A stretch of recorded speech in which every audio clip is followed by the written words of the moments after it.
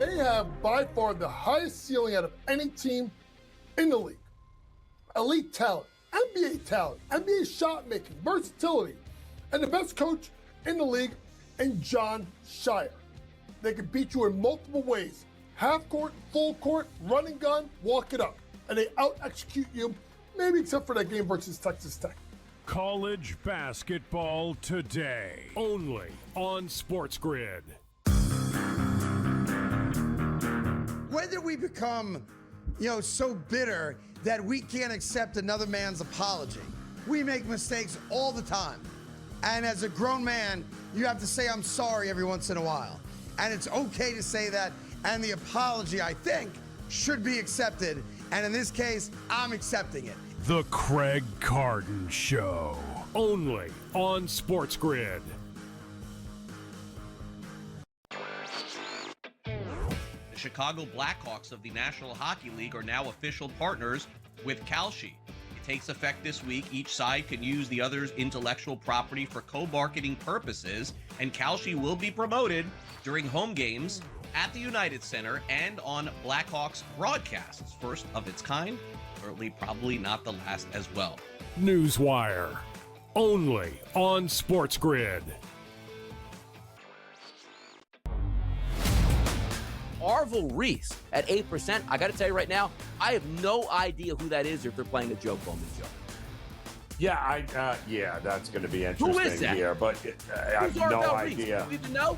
But no idea. But don't you have to pick the Heisman winner, Don? Isn't that like the rule of thumb if you're going to take a quarterback? Is he not the best quarterback? The Early Line, only on SportsGrid.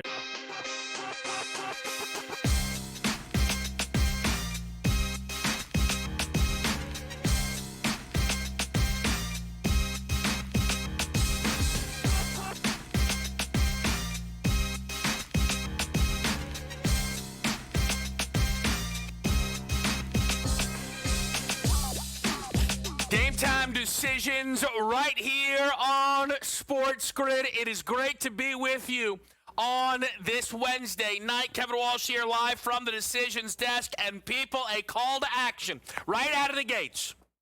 Perhaps you have wanted to feature on our best bet graphic. You have an opportunity tonight. A call to help from a one Chris Kofsky. This man might as well be a Stone Cold Steve Austin rattlesnake. He is very focused on the college football playoff and the NFL playoffs. He hit an NBA best bet yesterday. I think he's retiring from the sport. He wants an NHL pick primarily. He has an odds boost I think he got from entering a 15th Discord promo on icewager.com. I quite frankly would love to root him in, but I can't because he right now has nothing.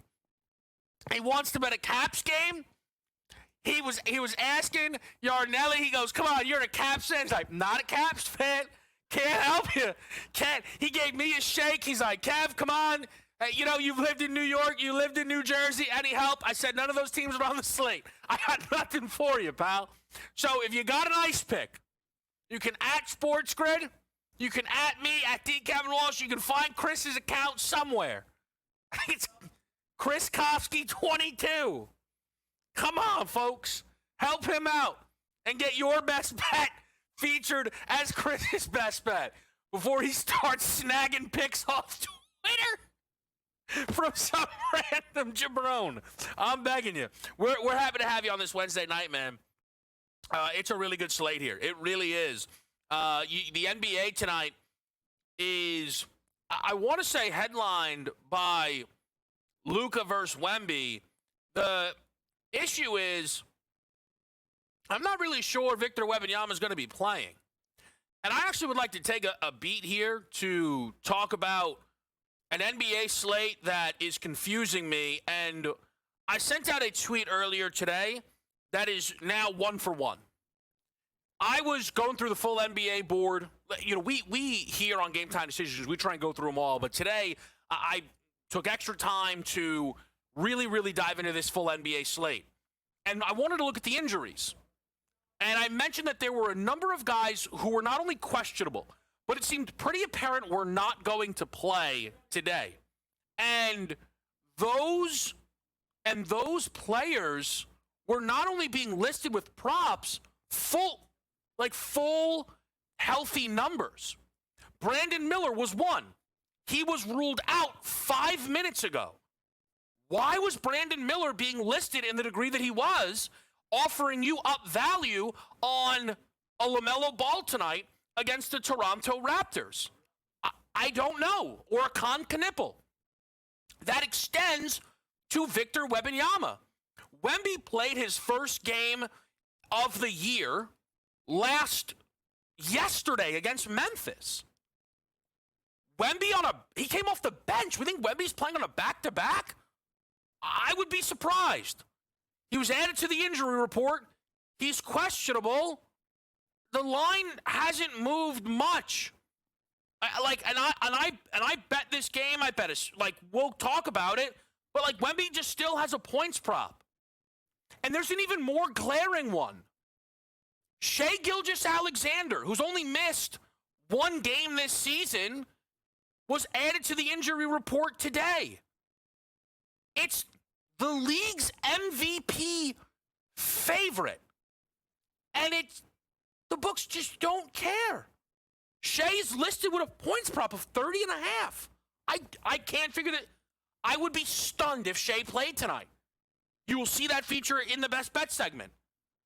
Truly, it is a very interesting thing. You also have questionable tags on Trey Murphy, who's coming off scoring 42 points last night for the Pelicans on a back-to-back. I don't think he plays. Ja Morant, questionable with a calf on the second leg of a back-to-back. I don't think he plays. All five of those guys are, I believe all five of them in the most recent game of the team, outside of maybe Ja Morant, led their respective team in scoring, are not going to play, I don't believe, tonight.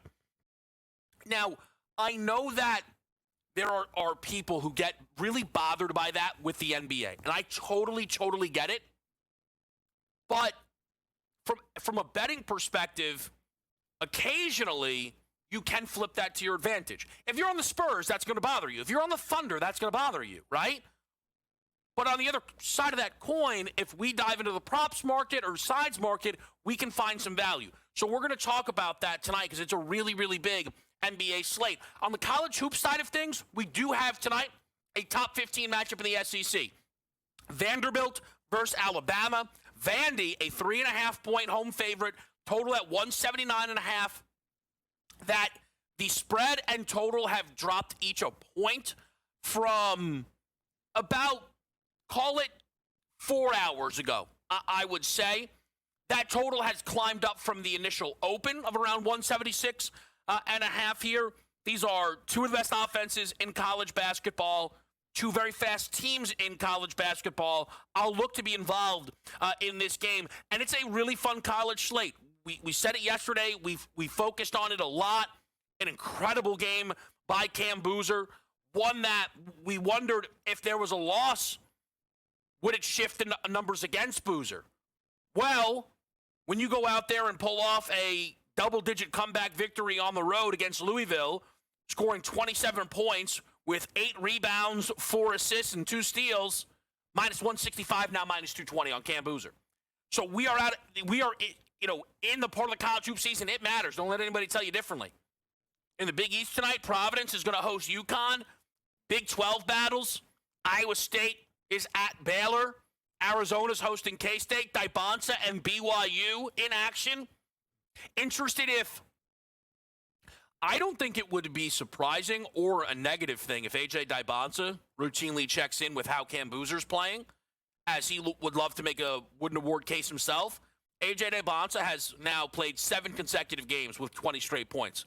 Puts that streak on the line tonight, as he now, again, marginally, in the scoring lead for all of college basketball, is 0.2 points away from Cam Boozer, who took that back yesterday against Louisville. Great college basketball card.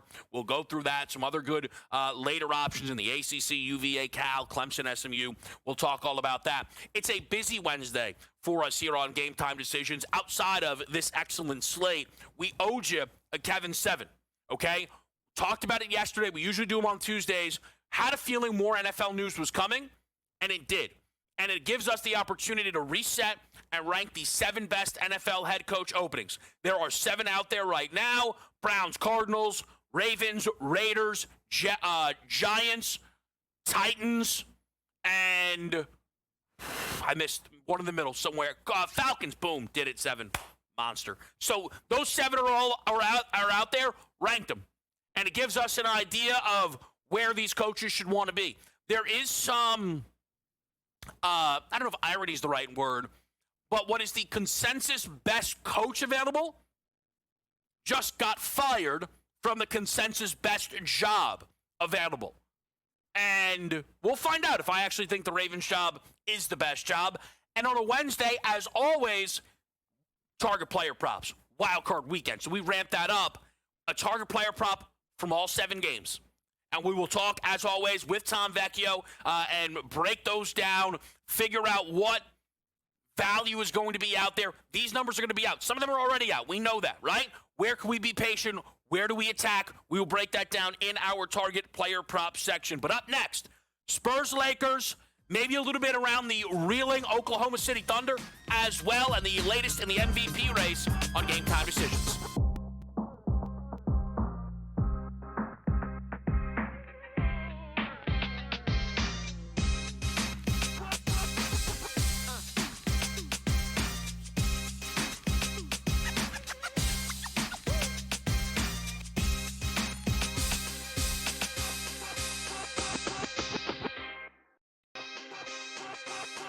Okay, Dubs has to go back to his roots. I'm not a Jets fan, I'm not a Giants fan, and neither one of those teams even play in New York. But I'm a New Yorker through and through, despite where my mail gets sent. And I will not stand for the Jets to be dragged through the mud in this way. Not gonna happen. So Dante Moore, if you do leave, you should be so lucky to fly the plane. Game Time Decisions, only on SportsGrid. Who are we looking at? We're looking at SGA because of his availability and consistency. It's Jalen Brown to do his usage and his leadership. It's Jaylen Brown for how they're playing. It's Cade Cunningham because Detroit's in the top of the East. The MVP talk is going to be wild, and it'll be interesting to watch. MVPs just don't dominate. They survive the season. Pro basketball today, only on SportsGrid. Maybe the fact was that the kicker just blew a 44-yard field goal. Now, by the way, I feel horrible for this kid, Tyler Loop, who made every single field goal this season 44 yards or less. But the extra point that was missed just before that by Chris Boswell was the only extra point that he missed all season long. So did they bless that same holy water when Boswell missed the extra point? Come on, guys. Let's get it. Newswire, only on SportsGrid. The Steelers get their touchdown, and they miss the extra point. It was Lamar Jackson who made the plays to get the Ravens into what should have been easy field goal territory.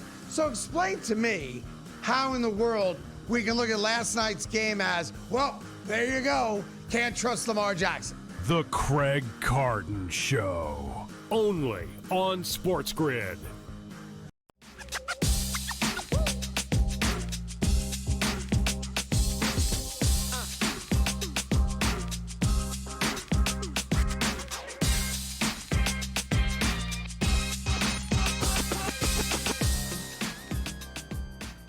All right, back right here on SportsGrid on a Wednesday night. Great to have you with us in the mix here. And let's start with the matchup between the Lakers and the Spurs in San Antonio. This is a line, in my eyes, when you see it at first glance, it says, okay, Lakers, second leg of a back-to-back, could be missing guys. We know San Antonio has been impressive this season. This number lets us know, hey, don't expect everybody out there. And then you look a little bit more into the game, and Luka Doncic is not on the injury report. LeBron James is. But Victor Wembanyama is on the injury report because the Spurs are on the second leg of a back-to-back. And I don't think it's any slight to suggest that the point spread would be more impacted by a Wemby absence than a LeBron absence. Now, the Lakers are not entering into games these days with a full deck. Austin Reeves is out and has been out for a little bit. Rui Hachimura out as well, so understood. Similar, though, for San Antonio, Devin Vassell is out for this basketball game. He is, when healthy, a starter for the San Antonio Spurs. This line is too big. And I bet the Lakers tonight at +8. This number, I expect, will drop when Victor Wembanyama is ruled out. I say this, this is a kind of a different tone for me, right? You know, occasionally I'll come here, I'll tell you something, I'll very direct, this is going to happen, right? But I have a lot of respect for the odds makers because it is their job to not mess things up, right? To make good lines, to be aware and up to date on any and all information. And today, more than I had noticed it any other time this year, maybe some folks will tell me that this is not uncommon, and you see it all the time in the NBA. But they are getting smashed by unexpected injury absences. Some are surprising. Cade Cunningham out tonight. That's a surprise. Cade was actually at one point probable during the day with a wrist injury. I bet Cade Cunningham under points, rebounds, and assists. I did. Now, he's not playing in this game. I didn't like the spot really for Cade is kind of the simplest. Nobody cares. He's not playing. But, okay, the Cade thing's surprising. The Wemby thing will not be. Nor was it when Trey Murphy on the back-to-back with a back gets put on the injury report. Is that interesting? Or Brandon Miller. So I believe this is, I think, kind of the simplest side analysis you can give someone. If you bet the Lakers at +8, you will beat the closing number. And a lot of people believe that's all you need to do. Now, I also think this is a step-up spot for the Lakers. If you think about it, they had this awful Christmas loss where J.J. Redick really leaned into his guys. And the response was a dominant win against Sacramento. But they couldn't keep that momentum rolling, in part because Detroit was struggling on their West Coast trip and stepped up and just smashed the Lakers. A focused Detroit looked universe is better than the Lakers that night. But LA has since put together 3 straight wins, 2 against Memphis at home and then 1 on the road against New Orleans. This is another one of these step-up spots, though, playing a team like San Antonio that the Lakers are looking up at right now as it pertains to the Western Conference, though not if you grab a win here. You grab a win here all of a sudden for the Lakers, you will momentarily sit in the 2nd seed in this conference. So I think the Lakers keep this close, even if it's just Luka by himself. I think Luka will be more than happy to play Luka ball by himself tonight, but I don't think Wemby will play. So let me then just add on top of that the Oklahoma City Thunder. And again, I initially wanted to bring these games together through the lens of the league's MVP, but Shai Gilgeous-Alexander is on the injury report. And I don't see any world in which Shai Gilgeous-Alexander plays in this game tonight. Of all of them, Shai to me is the most. Shai is rarely on the injury report. Wemby has dealt with injuries a lot this season, and it being on a back-to-back, him being on the injury report, you could at least make sense of, right? Shai has missed a game this year. Ironically, also against Utah. This would be the 2nd game here tonight against Utah. It's an 18.5-point favorite. So I'm betting Jalen Williams over 32.5 points, rebounds, and assists. It's my favorite bet on the slate tonight. I think he can hit it if Shai plays. I don't think Shai will play. And then I think it goes to 38.5, maybe. No? Right now, J-Dub's points prop is 20.5. Shai's points prop is listed and available at 30.5. You're going to have to redistribute the points somewhere. The OKC team totals 129.5. Look, there's a more than fair argument that I am not attacking this aggressively enough, and that J-Dub for 30 at plus 630 should be on card, and J-Dub for a double-double at 380 should be getting a look, and alting up his points, rebounds, and assists would be the right decision, if that opportunity was there. And it is on some books. But I am going to play the Jalen Williams over tonight. I do want to just quickly, though, show people the league's MVP odds with the juxtaposition of SGA and Luka Doncic in this regard. I still find Shea to be far too big of a favorite. That number is there because Jokic is injured and now expected to miss the game's minimum. And that, from that lens, you can make sense of it. The issue is OKC right now at 30-7 is a disappointing basketball team. In their first 25 games, they were 24-1. This team, first of all, can't play on back-to-backs. They just constantly now are losing back-to-backs, which is interesting. Of their losses this season, of which there's 7, I think 3 or 4 of them are on the second leg of a back-to-back. But they're 6-6 in their last 12. The Thunder winning 65 games and the Lakers winning 55 games isn't a big enough gap to justify where Shea sits in the league MVP. Let's get to the rest of the board here. Hoops, both pro and college after the break on SportsGrid.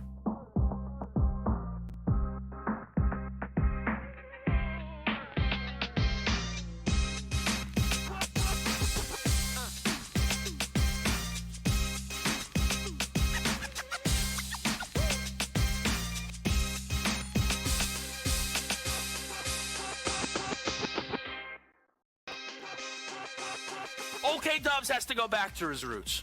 I'm not a Jets fan, I'm not a Giants fan, and neither one of those teams even play in New York. But I'm a New Yorker through and through, despite where my mail gets sent. And I will not stand for the Jets to be dragged through the mud in this way. Not gonna happen. So Dante Moore, if you do leave, you should be so lucky to fly the plane. Game time decisions, only on SportsGrid. Who are we looking at? We're looking at SGA because of his availability and consistency. It's Jaylen Brown to do his usage and his leadership. It's Jaylen Brown for how they're playing. It's Cade Cunningham because Detroit's in the top of the East. The MVP talk is going to be wild, and it'll be interesting to watch. MVPs just don't dominate. They survive the season. Pro basketball today, only on SportsGrid. Maybe the fact was that the kicker just blew a 44-yard field goal. Now, by the way, I feel horrible for this kid, Tyler Loop, who made every single field goal this season 44 yards or less.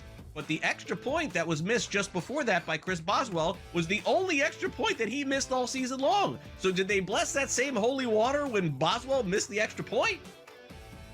Come on, guys. Let's get it. Newswire, only on SportsGrid. The Steelers get their touchdown, and they miss the extra point.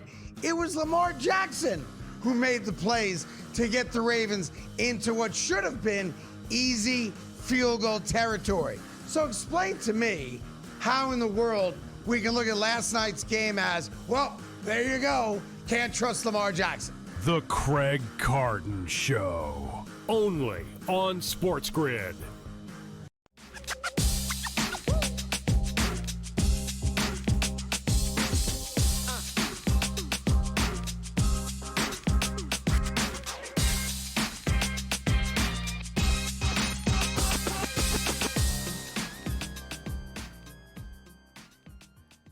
All right, back with you here on SportsGrid. Let's look at some of the other key elements quickly on the NBA slate tonight. You have the Sixers laying a silly goose amount of points, 16.5 tonight to a tanking Wizards team.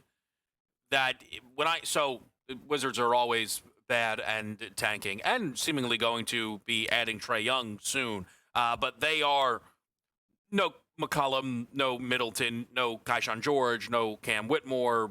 and so on and so forth. I mean, this is just a team who's not taking the game serious. Though the Sixers, the other night, laid 14.5 to a bandage squad Denver and lost outright in overtime. My goodness. That same Denver team, not the one that takes the court tonight.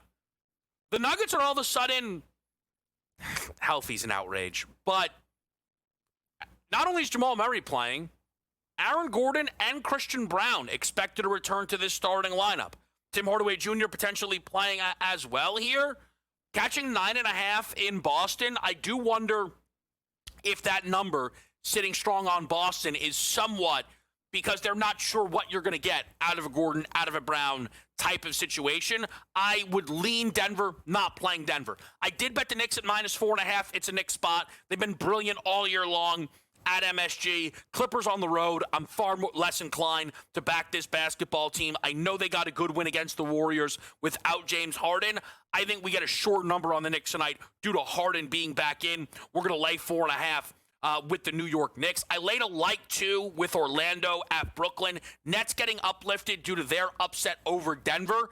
That was a MPJ revenge spot. I now think the shine comes off a little bit here against the Magic team that could use a win. I also late night took Amen Thompson over his points, rebounds, and assists. Thompson at 31.5. He's, I think, about even on that number when Şengün is out, but he missed it against Phoenix, so it's kind of a bounce back spot. I didn't play it against Phoenix. I'll play it here tonight against Portland. College hoops, really fun. It starts off with Providence catching 9.5 against UConn.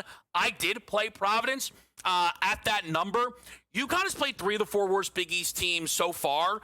Now, UConn's really good. I'm not saying they're not. Maybe the number's a little inflated against the Providence team that can really score. And I don't think we should ignore their victory against St. John's at home.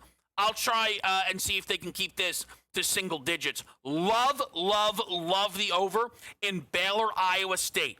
Big 12 battle here, 155.5. I think each team could get to 80 in this basketball game or well through it. Baylor's offense first. Iowa State, I know they are known for their defense. This year's team is led more so by their offense. They can score it. This goes back and forth tonight in the Big 12. We play to the over at 155.5. The best game on the college board projects to be Vanderbilt versus Alabama.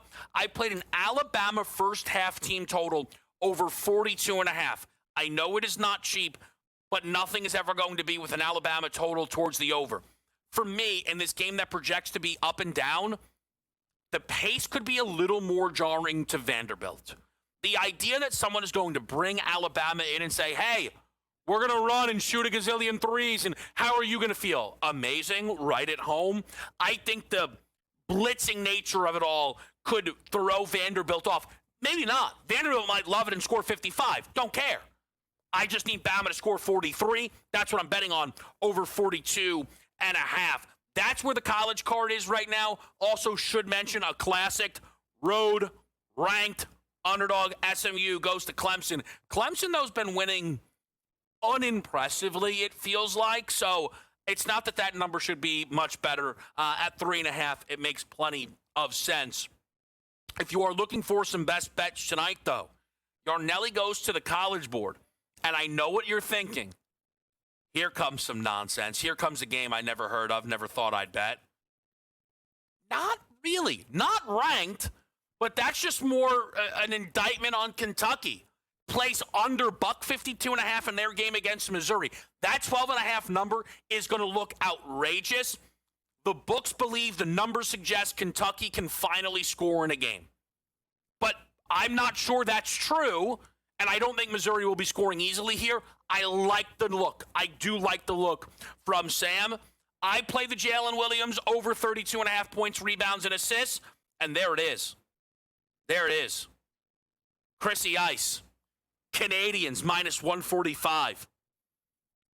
We're going to root it in. I know that. He phoned a friend. We're going to root it in. Let's get target player props on the board. Nice and early. It's game time decisions.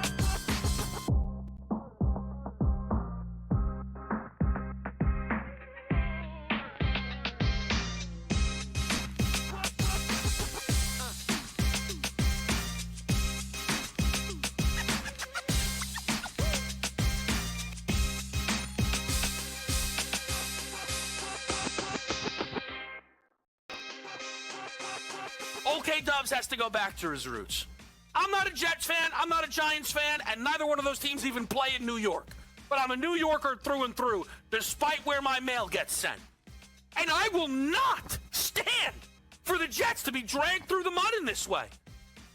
Not going to happen. So Dante Moore, if you do leave, you should be so lucky to fly the plane. Game time decisions. Only on SportsGrid. Who are we looking at? We're looking at SGA because of his availability and consistency. It's Jaylen Brown to do his usage and his leadership. It's Jaylen Brown for how they're playing. It's Cade Cunningham because Detroit's in the top of the East. The MVP talk is going to be wild, and it'll be interesting to watch. MVPs just don't dominate. They survive the season. Pro basketball today. Only on SportsGrid.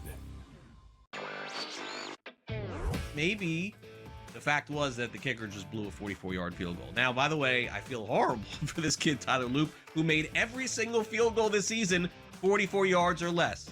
But the extra point that was missed just before that by Chris Boswell was the only extra point that he missed all season long. So did they bless that same holy water when Boswell missed the extra point? Come on, guys. Let's get it. Newswire. Only on SportsGrid. The Steelers get their touchdown, and they miss the extra point. It was Lamar Jackson who made the plays to get the Ravens into what should have been easy field goal territory. So explain to me how in the world we can look at last night's game as, well, there you go, can't trust Lamar Jackson. The Craig Carton Show. Only on SportsGrid.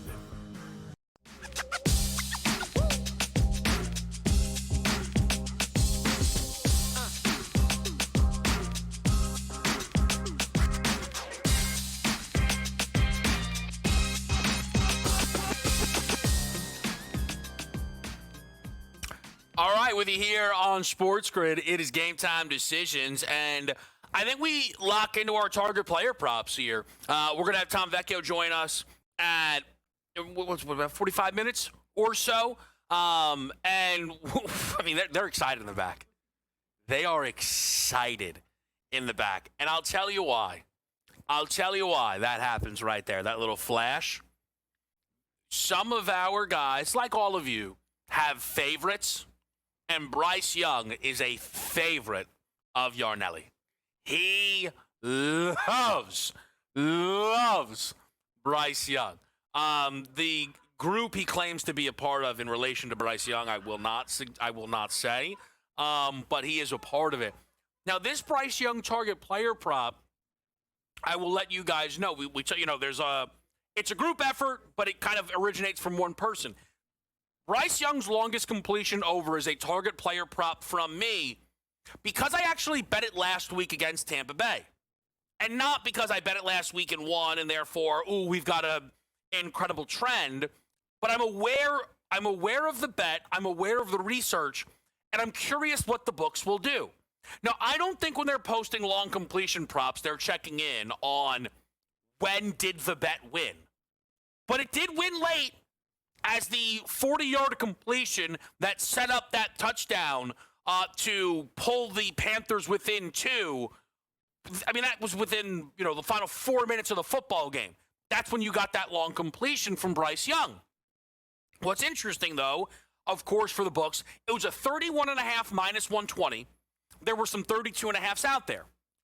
Do the books see a 40-yard completion and think, okay, we might have to tick this up a little, or do they think playing the Rams, we're going to drop this considerably, the Rams are better?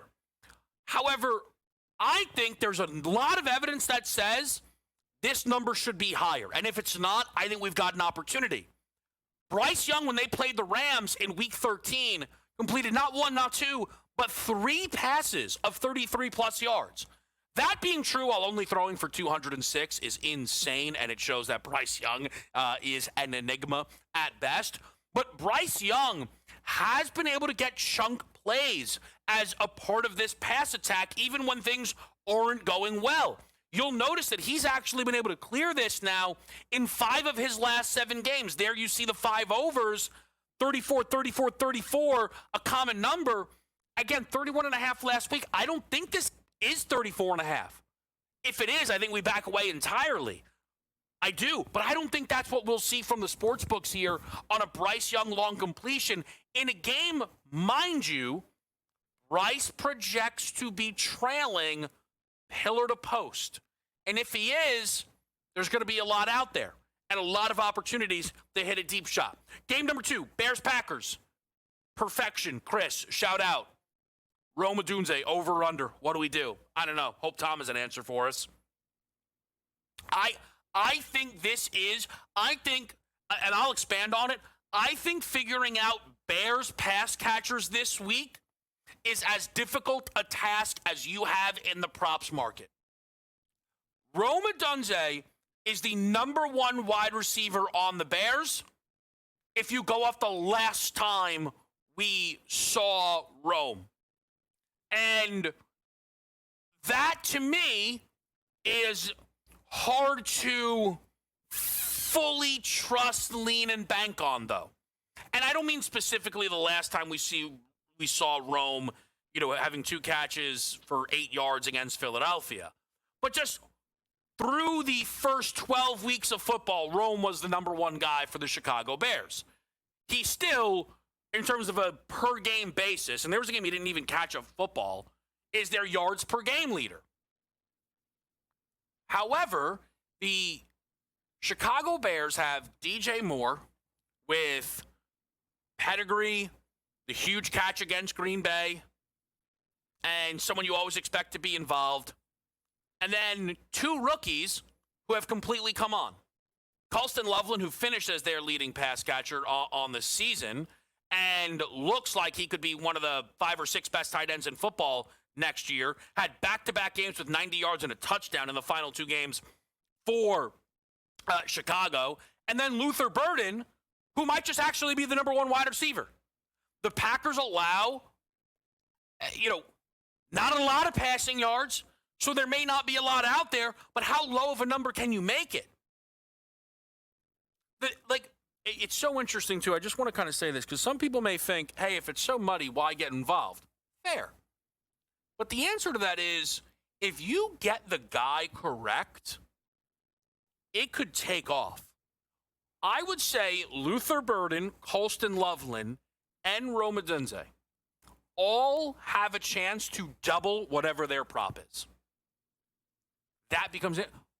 The inverse, though, is this Chicago team may try to run the ball every single play. I think it is such a fascinating unit to take a look at. Here's a really interesting one. We talk touchdowns sometimes.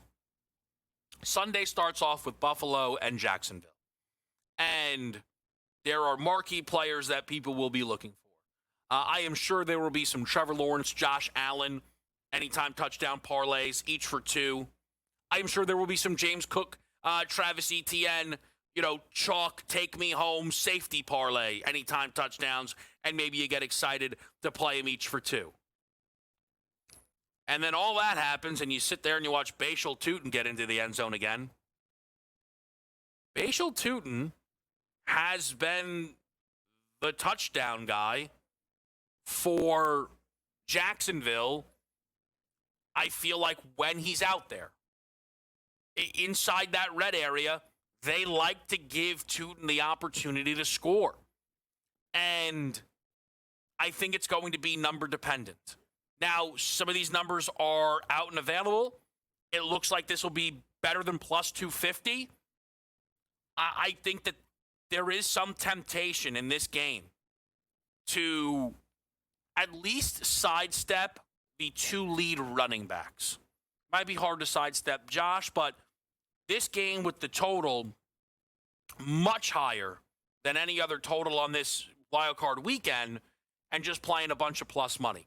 I think that note right there that you'll see if you're watching us in terms of the multiple touchdowns allowed by Buffalo is how often it was not just multi-touchdown games, it was different guys. And I think that's encouraging.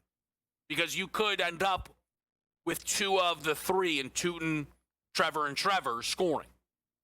And then, therefore, you're just better off having plus money in your pocket. So I think it's a really interesting look. Let's sneak this one in here. We'll get you one from the final two games on the other side.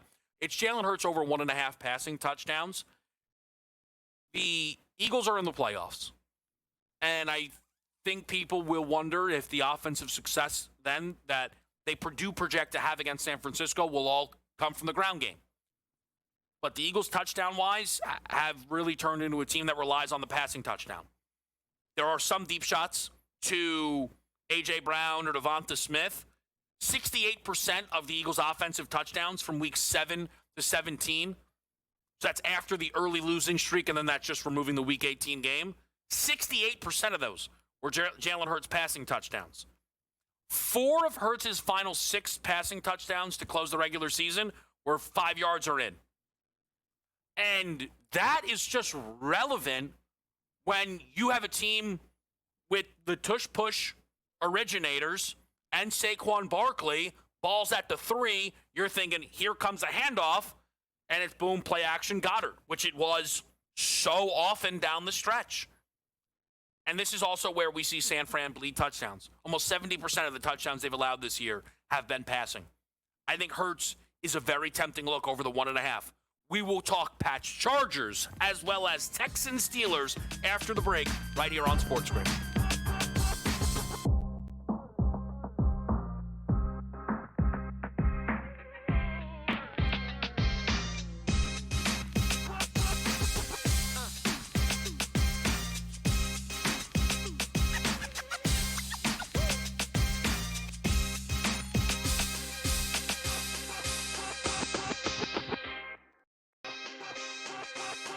Okay, Dubs has to go back to his roots.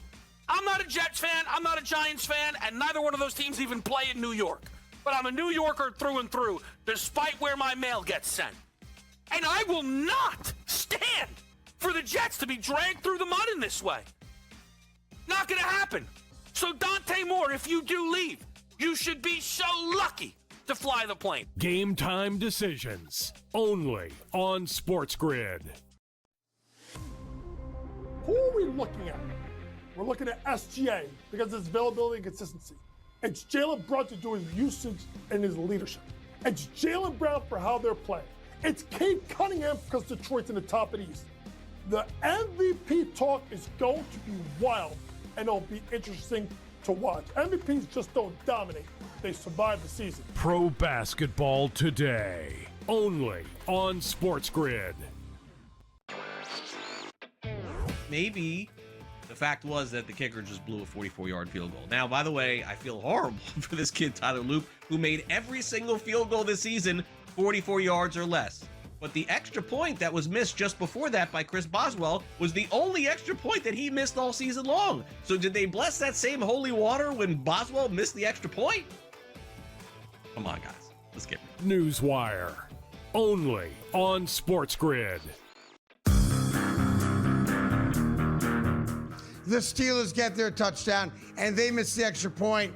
It was Lamar Jackson who made the plays to get the Ravens into what should have been easy field goal territory. So explain to me how in the world we can look at last night's game as, well, there you go, can't trust Lamar Jackson. The Craig Carton Show, only on SportsGrid.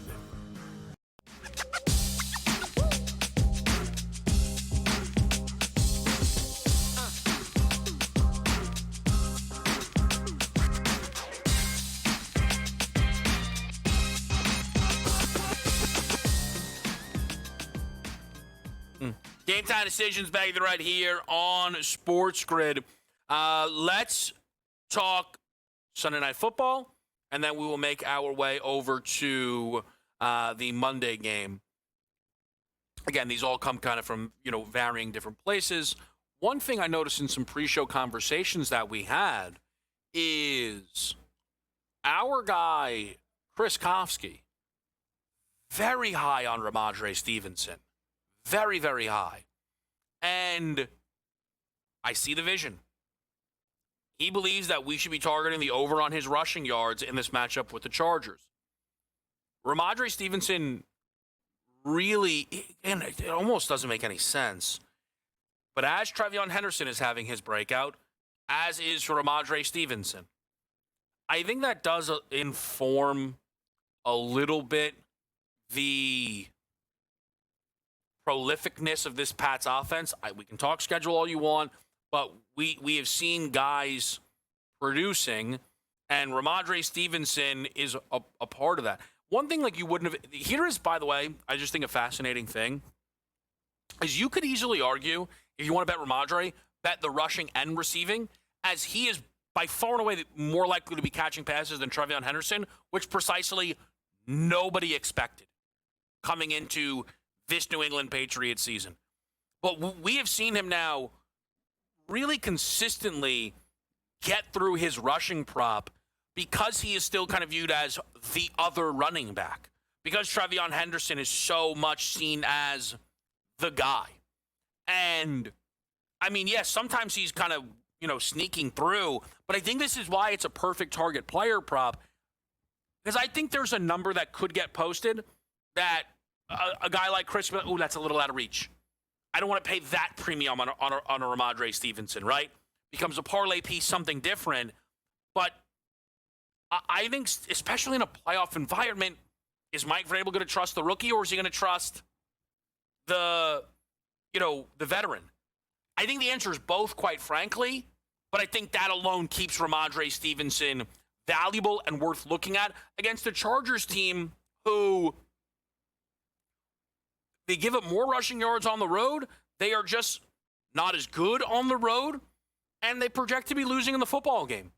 So I think it's something for us to keep our eyes on here. The one interesting caveat I guess you could add just quickly before we get to the Texans and the Steelers, if the Pats are up 10 and they're running the clock out, what the split is between Henderson and Stevenson.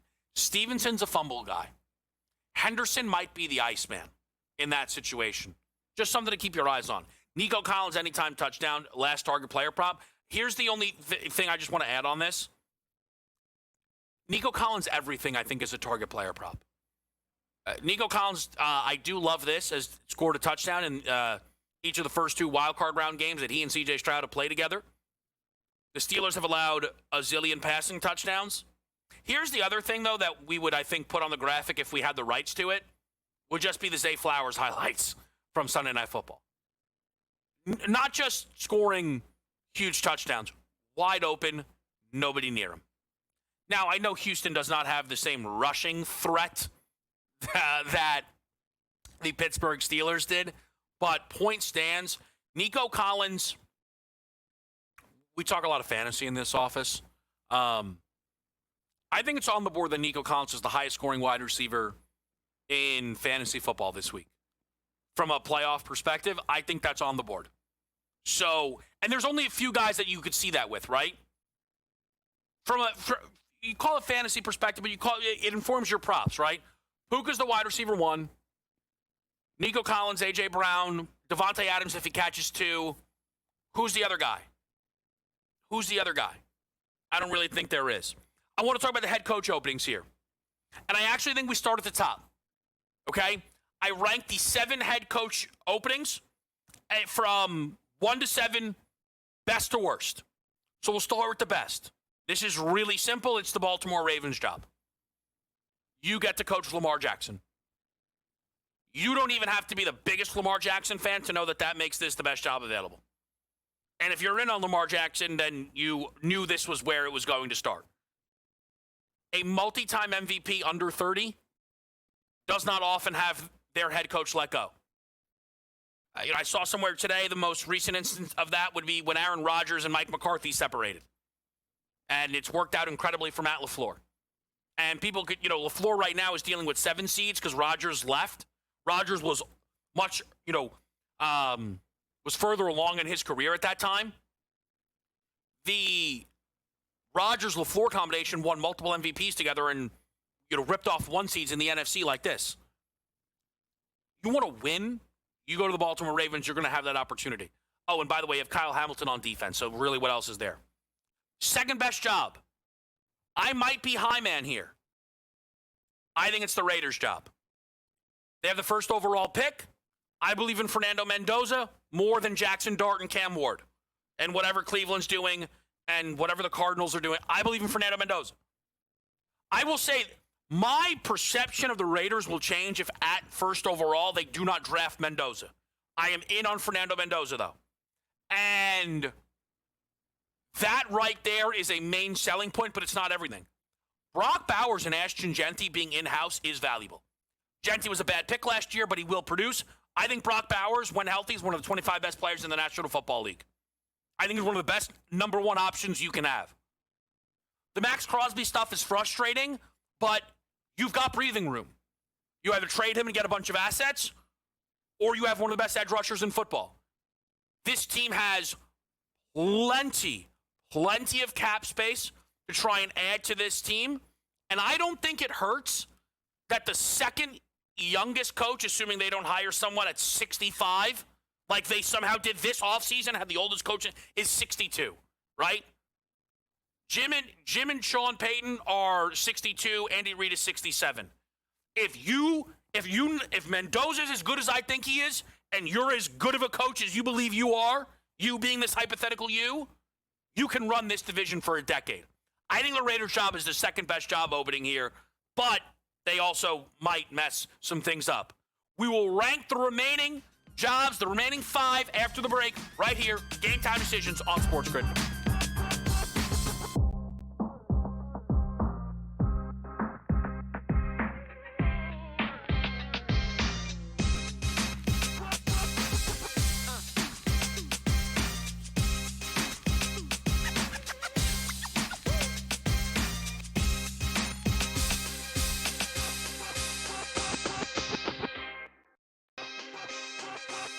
OK Dubs has to go back to his roots.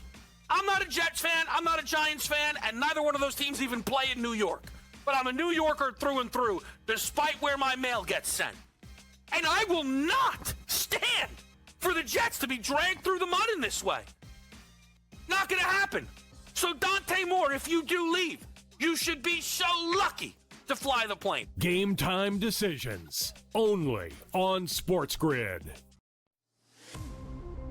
Who are we looking at? We're looking at SGA because of his availability and consistency. It's Jalen Brown to do his usage and his leadership. It's Jaylen Brown for how they're playing. It's Cade Cunningham because Detroit's in the top of the East. The MVP talk is going to be wild, and it'll be interesting to watch. MVPs just don't dominate. They survive the season. Pro basketball today, only on SportsGrid. Maybe the fact was that the kicker just blew a 44-yard field goal. Now, by the way, I feel horrible for this kid, Tyler Loop, who made every single field goal this season 44 yards or less. But the extra point that was missed just before that by Chris Boswell was the only extra point that he missed all season long. So did they bless that same holy water when Boswell missed the extra point? Come on, guys. Let's get it. Newswire, only on SportsGrid. The Steelers get their touchdown, and they miss the extra point.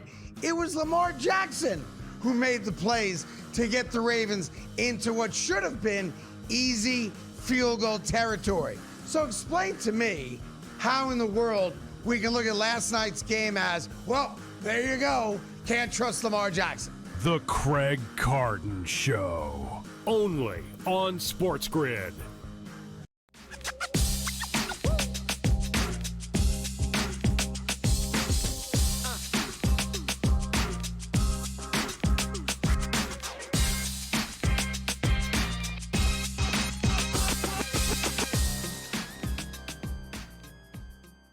All right, back with right here on SportsGrid. It is Game Time Decisions, ranking the 7 best head coach openings in the National Football League. The Ravens' job is the best job.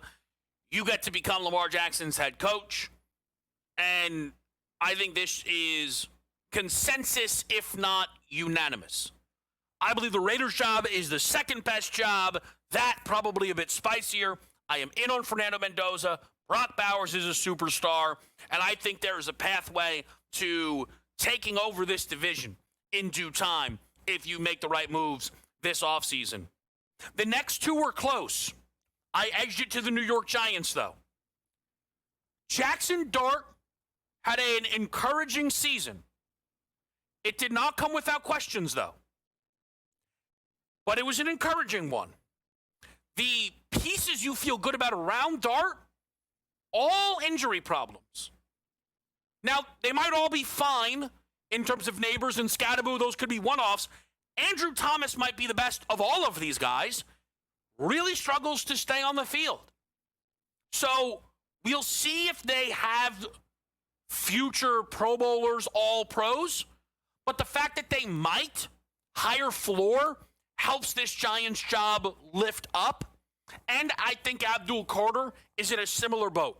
I think Abdul Carter is very light.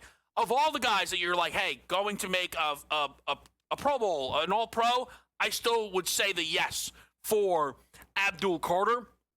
The thing with the Giants that I'll just say quickly, I hate that all these mock drafts keep giving them a wide receiver. I don't understand the pick at all. Makes no sense to me. I think this team would be you can draft a safety ahead of Market and take Caleb Downs. Just add to your offensive line.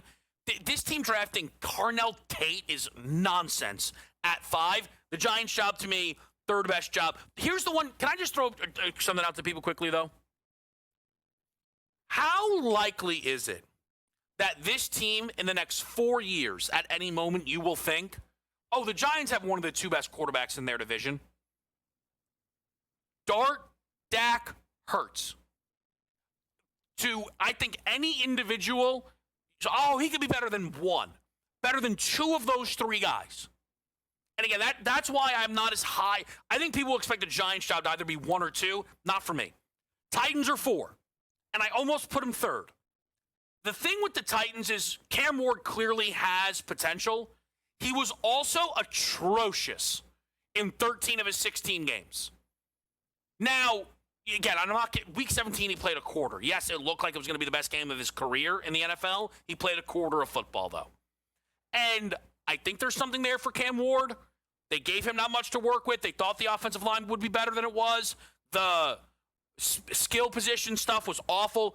But they have a gazillion dollars, it feels like, in cap space. They need to find a way to put the pressure on the Cowboys and get George Pickens there. This team's going to have to hit a home run in the draft with one of their early picks. We'll see if they do. Again, the selling point for the Titans is like, the AFC South usually come and go. Cam Ward might be really good. Them being 4, it may be more of an indictment on these other jobs. Falcons are 5. I am not as high as everybody else on this job. The defense is good thanks to a really good draft they just had. They did fire the guy that made those selections, and that guy was still able to trade their first-round pick away, which doesn't allow them to fix the quarterback situation that they are in right now, where the Kirk Cousins move was awful, and the Penix situation is probably going to backfire because he just had another knee injury. Even if you're in on Penix, and to some degree, like I may relatively be in on Penix, not enough, though, to feel good about that situation. You have Bijan Robinson, you have Drake London. I'm not sure Kyle Pitts will be back. The selling point for the Falcons is floor because it's the NFC South, so maybe you can win that division next year, okay? Maybe. Brown's job is 6th. They had a good class. I'm not sure they drafted a superstar. They might have just drafted good players. I like this job if you tell me the Browns are prepared to let Sanders start next season, see what that is, and if it doesn't work out, draft quarterback next year, clean these books of Watson. The Myles Garrett stuff was cool, but I also don't know if Myles Garrett's going to be there for the long haul. If you keep Jim Schwartz as DC, that's nice, but the Browns don't have a lot of money, and they're not all that good. Cardinals' job's awful. They don't have a lot of money. Marvin Harrison Jr. not being great is not great. And the division is loaded with rock star head coaches. That Cardinals job is not good, and everybody knows it. Coach James Young, next, talking hoops.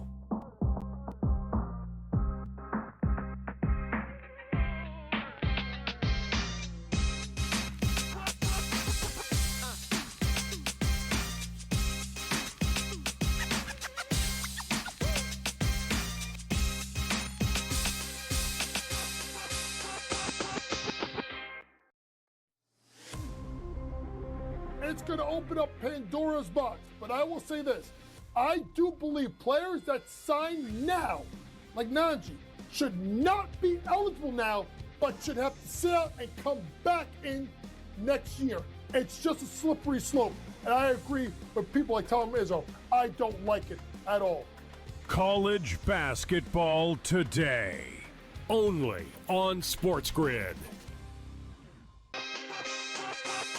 OK Dubs has to go back to his roots. I'm not a Jets fan, I'm not a Giants fan, and neither one of those teams even play in New York. But I'm a New Yorker through and through, despite where my mail gets sent. And I will not stand for the Jets to be dragged through the mud in this way. Not going to happen. So Dante Moore, if you do leave, you should be so lucky to fly the plane. Game time decisions. Only on SportsGrid. Maybe the fact was that the kicker just blew a 44-yard field goal. Now, by the way, I feel horrible for this kid, Tyler Loop, who made every single field goal this season 44 yards or less. But the extra point that was missed just before that by Chris Boswell was the only extra point that he missed all season long. So did they bless that same holy water when Boswell missed the extra point? Come on, guys. Let's get it. Newswire. Only on SportsGrid. The Steelers get their touchdown, and they miss the extra point. It was Lamar Jackson who made the plays to get the Ravens into what should have been easy field goal territory. So explain to me how in the world we can look at last night's game as, well, there you go, can't trust Lamar Jackson. The Craig Carton Show. Only on SportsGrid.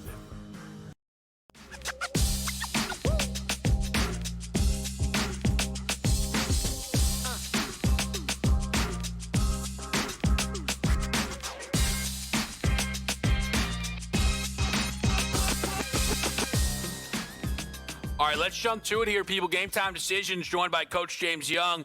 Excellent job, of course, hosting both pro and college basketball today here on the network. JY, I want to go straight to the college game because some of these games are probably tipping off, but maybe someone can catch, same number live. What are you on college basketball tipping at 7? I'm sticking in the Big East. I'm going to go with, first off, UConn minus the points versus Providence. A UConn team that's 3-1 against the spread, K-Dub last 4 games. All 4 games they've won by at least 16 points. And Providence did get a win at St. John's and a sloppy end of St. John's.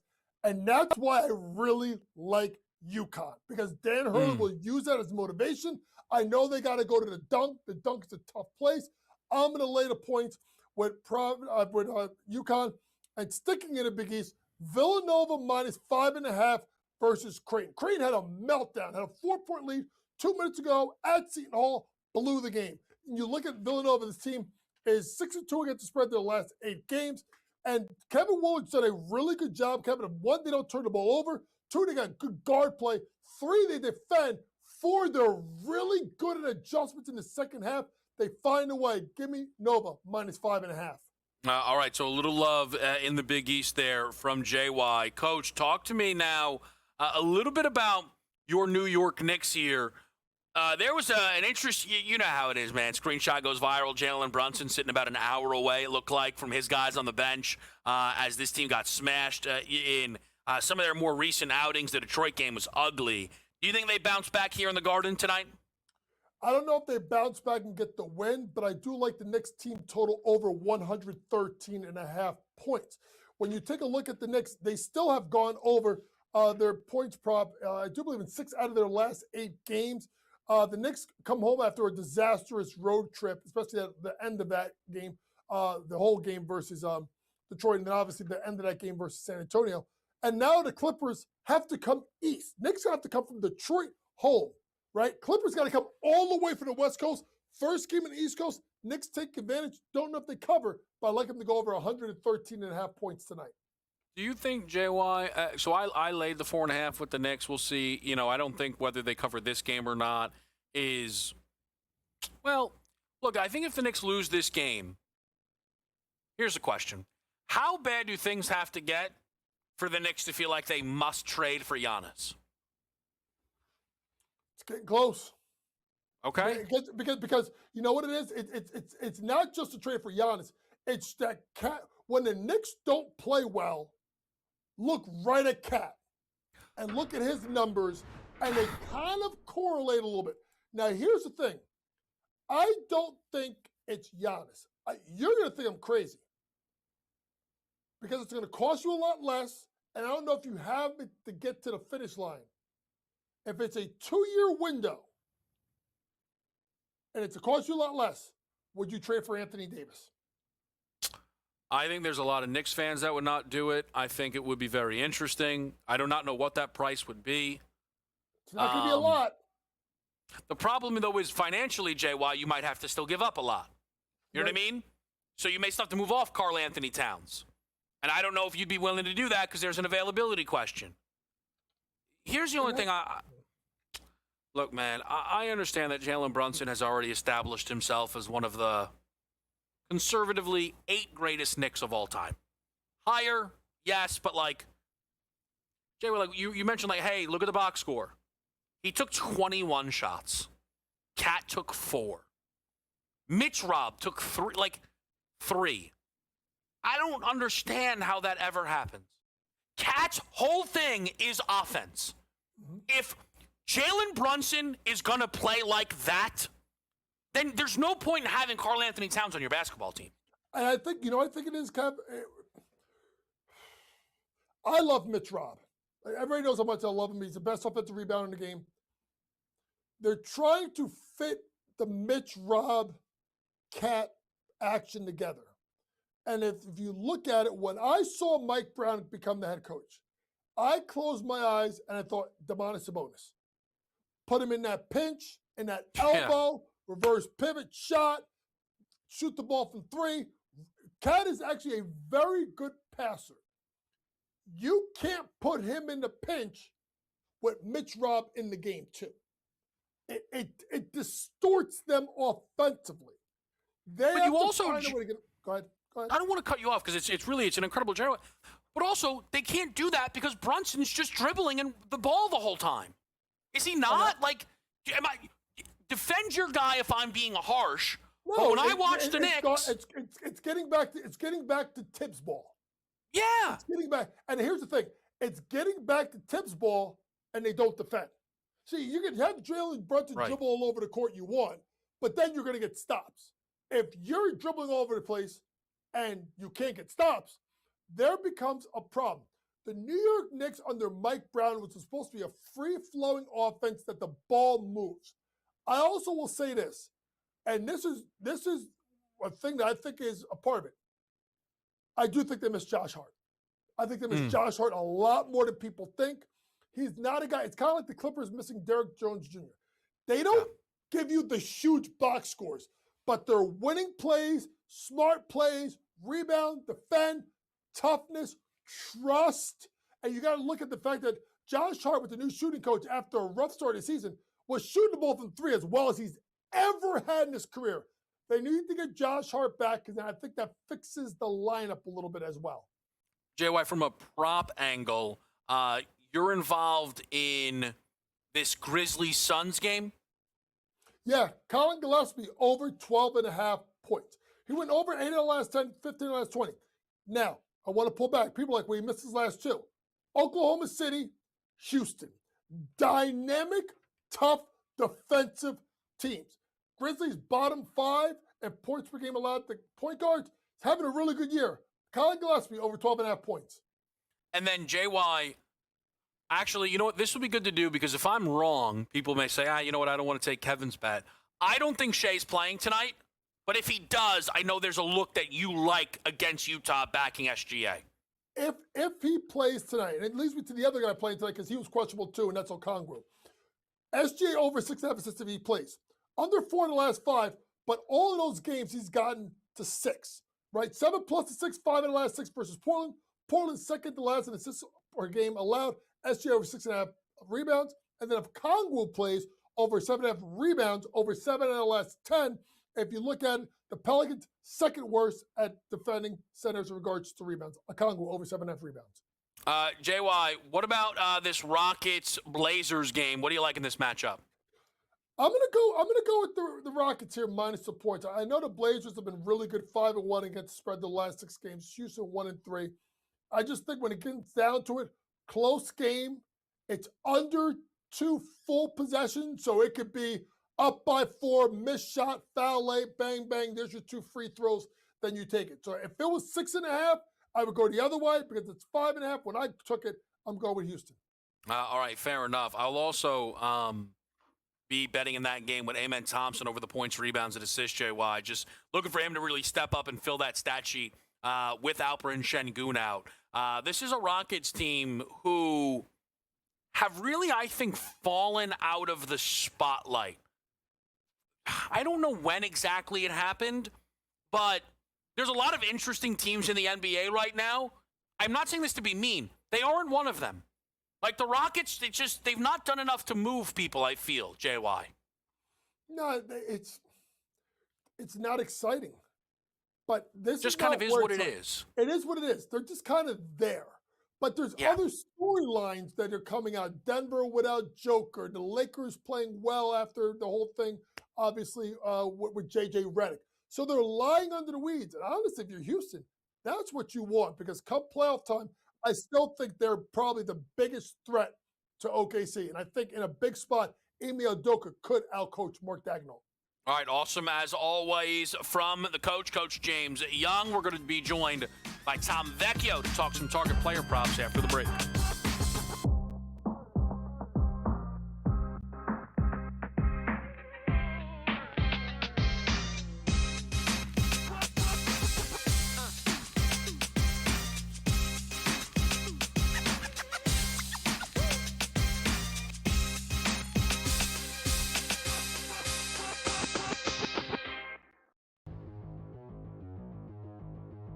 Let's play a little buy or sell. I think it's pretty evident that despite being one of the best tight ends in the history of the NFL, Travis Kelce's play and physicality and everything, with all due respect, took a big step back. This was easily his worst physical season of all. He just didn't look like himself. Travis Kelce will retire after the season. Buy or sell? Yeah, I'm probably 60-40 on this that he retires. The only thing I'd say that maybe he returns is because he doesn't want to end the way it ended, not making the playoffs and that sort of thing. But let's just say for Gales and Mahomes, he isn't going to be ready for September or October. Unless they get a really good veteran quarterback, maybe he doesn't want to deal with that either. Go through a training camp and he may not make the playoffs either next year. So I'm probably 60-40. I think he's done. Too bad. Hall of Fame career. I guess good luck with Travis Swift and your podcast with Jason. I'm buying this. Andy Reid addressing this question this week. Why? He could have just deferred and said, I don't know, we'll see. Fully answered the question about this hit maybe being his last game. What does that tell you? He knows. Everybody knows. I'm not 60-40, 90-10. I'm on buy.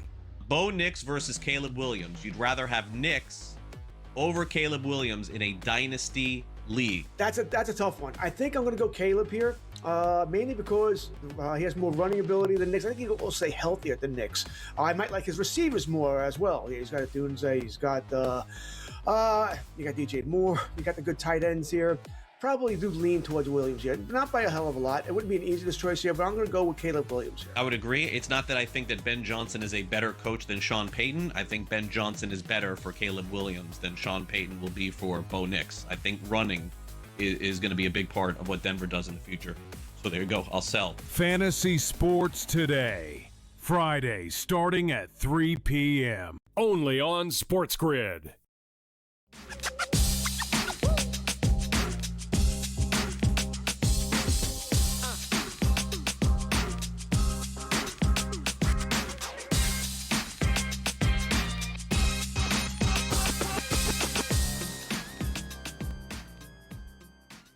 All right, back right here on SportsGrid. Tom Vecchio joining the show. We're going to talk some target player props. Before we do that, Tom, great to see you as always, my man. Any action tonight? Any ice? Anything worth your attention here on a Wednesday? Yeah, game coming up in a little bit. Montreal Canadiens at home. Their money line -150. They're going up against the Calgary Flames. The Habs are just good. The Flames are not. It's really that simple. -150 money line.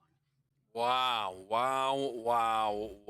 Tom Vecchio, I do not think you were watching this show at 6 o'clock. I don't think you had your TV turned on. We did a call to action as Chris couldn't find a best bet, needed help, had a boost, so he was hoping to bet hockey, phoned a friend. Chris's best bet tonight, the Montreal Canadiens on the money line. Okay, that makes me feel worse. Wow! Oh, swing and a drive! This Tom Vecchio. Oh my goodness! I was considering the Stars money line, and they're already up, 1-0. I didn't love the fact that they were on a back-to-back. But they're a great team. They were due for a win at a certain point. They were getting around near even money. Passed over on the Stars and went to the Habs. So we'll see how this plays out, Chris. Do you any lean on this total? Any lean on the total in this game? You got to cap 6 ways to Sunday or what? This is game of the year. For the Habs, I would honestly look towards their team total rather than the game total. They're awesome at home. They score a ton. They've got a ton of great young talent. Some of their players, Cole Caulfield, I don't want to say he was snubbed from Team USA, but, he's the guy that can put up a goal a game type of performance. All right, fair enough. By the way, I was wrong. Shai Gilgeous-Alexander is playing tonight for OKC. I did not see that coming. I was really, really certain he was going to miss this game. SGA in, JY's assist prop on the board, and we now need J-Dub to get there in spite of Shai being available at home against the Utah Jazz as a gazillion point favorite. We'll see what we can do.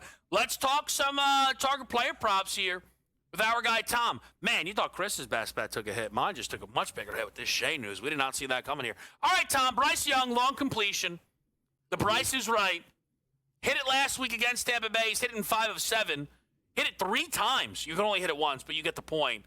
3 passes of 33-plus against the Rams last go-around here.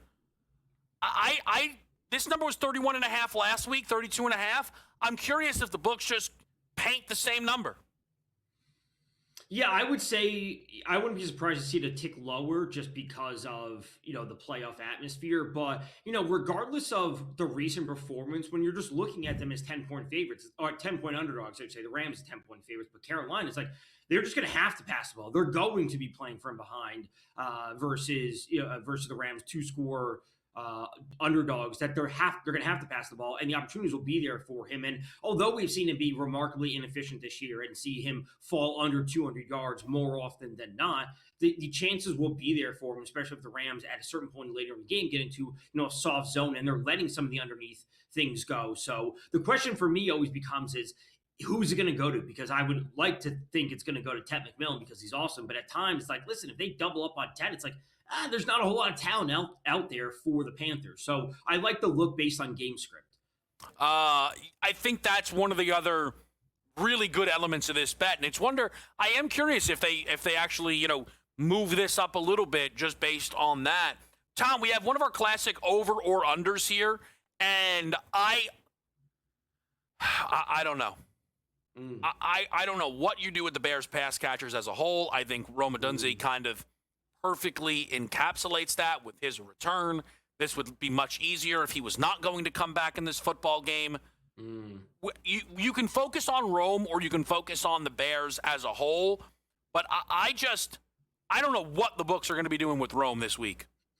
So are you saying that because of the injury or because of how the other players have been performing? Because coming into the season, I was very high on Rome Odunze. I thought it was great talent. He started off the year super strong. The injuries, the offense, things changed.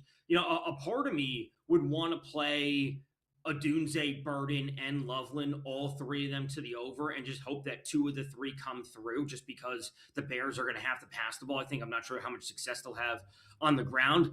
I think Burden and Loveland have been awesome as of late. And it's like, you got to just win the game. So going to Rome Odunze in his first game back in the most important time of the year, it's like if Burden's getting open, just throw him the ball. So I'd be hesitant to just go to one of them. I would play more rather than fewer. Well, I guess, so then here's the counter to that though, Tom, right? Do you think it is more likely then that you say, hey, I'll take this trio and hope I get 2 or 3 home, or you don't play them at all? Like, Tom, is it more likely, it depends on the numbers, but I fully agree with that take. It's like, listen, if the numbers are good, I'll play all 3, but if I'm hesitant on it, I may just back off entirely. Is there an argument, though, Tom? And I know everyone prefers to bet overs, but I know you're more than willing to play your share of unders. Oh, yeah. Is there an argument to bet all 3 under?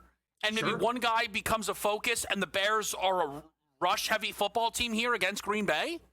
Absolutely. And it's the same argument that I'm making. It's just it depends on how you want to view it. Play all 3 to the under. You just don't think that they're going to have, the type. Listen, if they struggled last week at home versus the Lions, it's like, what are we going to expect from them against the Packers? Like, I think they'll do better, or at least be a little bit more consistent on offense. But also, to your point, it's like they just need to win the game. And if that means it has to be a ground game, we have to get more contributions from Cole Kmet. He has a pop-off game that I'm just not expecting. Play all 3 to the under. And again, if 2 or 3 hit, then you're golden. And the re-injury risk for Adunze is always going to be there.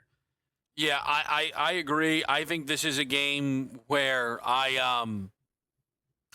but the other element of it is, I know, and I think you're in the same boat, leaning Green Bay. Oh, yeah. Now, it doesn't mean Green Bay wins by 1,000,000 and Caleb has to throw all game, right? I mean, let's be fair. As someone who lost Caleb's passing prop over this weekend, they had the script and he still couldn't get there, right? So it's interesting. We have a few more to get through here. With Tom, a couple of touchdown targets that we will talk about. I know it's an area Tom always likes to bet in, and we'll update this live board as well. You are with us hanging out right here. Game Time Decisions. We've also got our Cam Stewart right around the corner as well, which will be great. So that's all coming up next here on SportsGrid.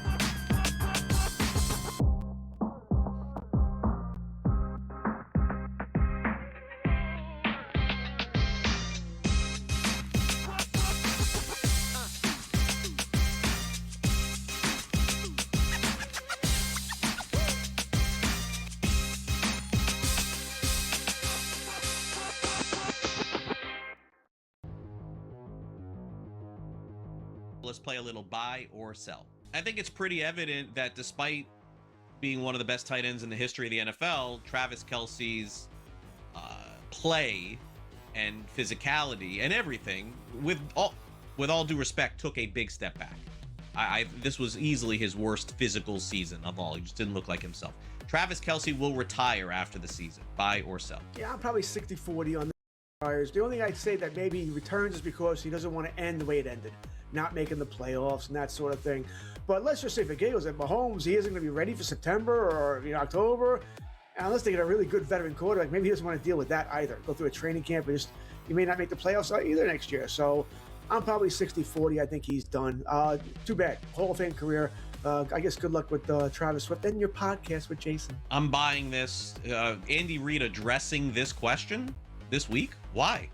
He could have just deferred and said, I don't know, we'll see. Fully answered the question about this maybe being his last game. What does that tell you? He knows. Everybody knows. I'm not 60-40, 90-10. I'm on buy. Bo Nix versus Caleb Williams. You'd rather have Nix over Caleb Williams in a dynasty league. That's a tough one. I think I'm going to go Caleb here, mainly because he has more running ability than Nix. I think he'll also stay healthier than Nix. I might like his receivers more as well. He's got Dunze, he's got you got DJ Moore, you got the good tight ends here. Probably do lean towards Williams here. Not by a hell of a lot. It wouldn't be an easiest choice here, but I'm going to go with Caleb Williams here. I would agree. It's not that I think that Ben Johnson is a better coach than Sean Payton. I think Ben Johnson is better for Caleb Williams than Sean Payton will be for Bo Nix. I think running is going to be a big part of what Denver does in the future. So there you go. I'll sell. Fantasy Sports Today. Friday starting at 3 p.m. Only on SportsGrid.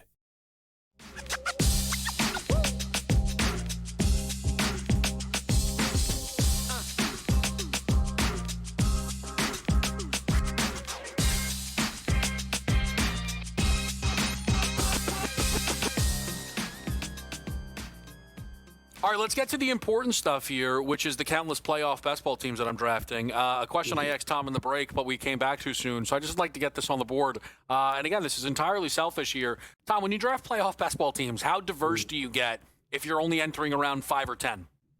I would like to have, I don't want to say like pathways laid out, but it'll be like, all right, I'm going to have this team on one side that's obviously I want two main stacks, AFC, NFC, obviously, and you want this team they're going to win 2 games. This team's going to win 2 games. This team could win 3 games, et cetera, et cetera. So I would diversify it up to, I would say 3 teams AFC, 3 teams NFC, just depending on where I go. Maybe it's 3 and 2, depending on a little more faith in like, hey, I want to be really heavy Bills just because they have the ability to play that extra game. I want to really lean into that type of thing. And then if I like Denver, I'm saying, listen, I really like them, but I know they're only going to play 2 games, so they'll only be on a 2 side, if that makes sense. No, it makes a lot of sense. Let's stick with that Bills game, Tom. This one from our guy Chris in the touchdown market. Bashal Tutin. Which I respect the zag on a game that the touchdown bets will be flowing, but it'll be on the top guys, right? Superstar running backs, Josh Allen in the postseason here. Is Tutin a guy that you could be interested in betting in this game touchdown-wise? Absolutely. It makes a ton of sense from a usage perspective, assuming that he's good to go with the hand or finger issue, whatever it was that he's been dealing with.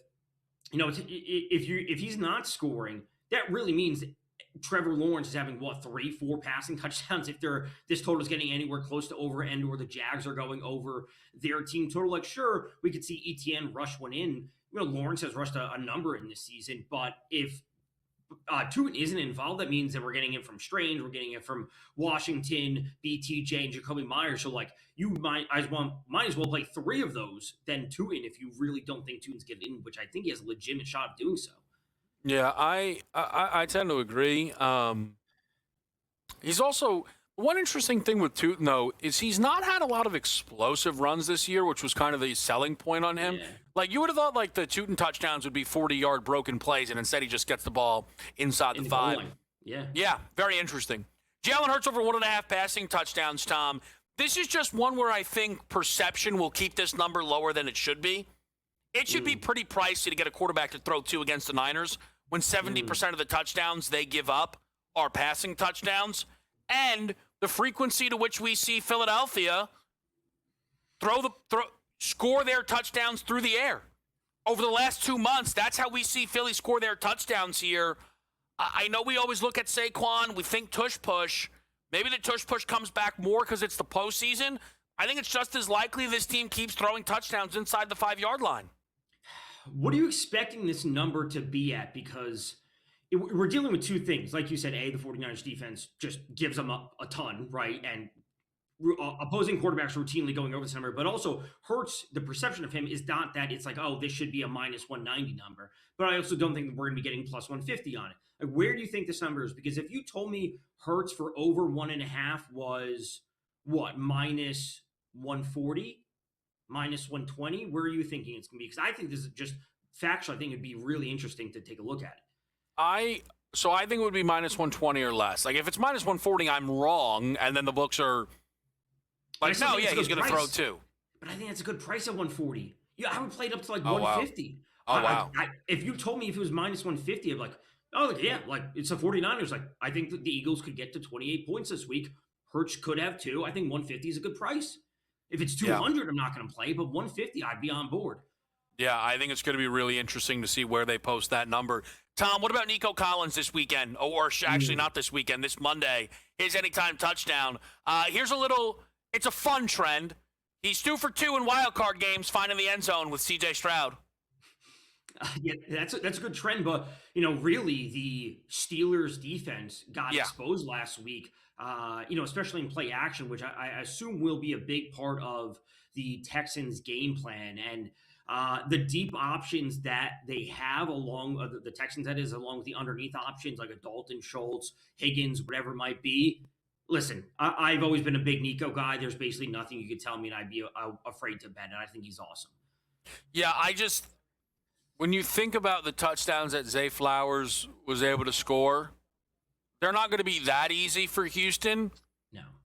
But they looked real similar to the ones that they scored against the Chargers. And, that's how the Texans score. It's not they just 5 great, awesome touchdown drives. Tom, awesome as always. Let's zero in a little bit more on Pat's Chargers after the break.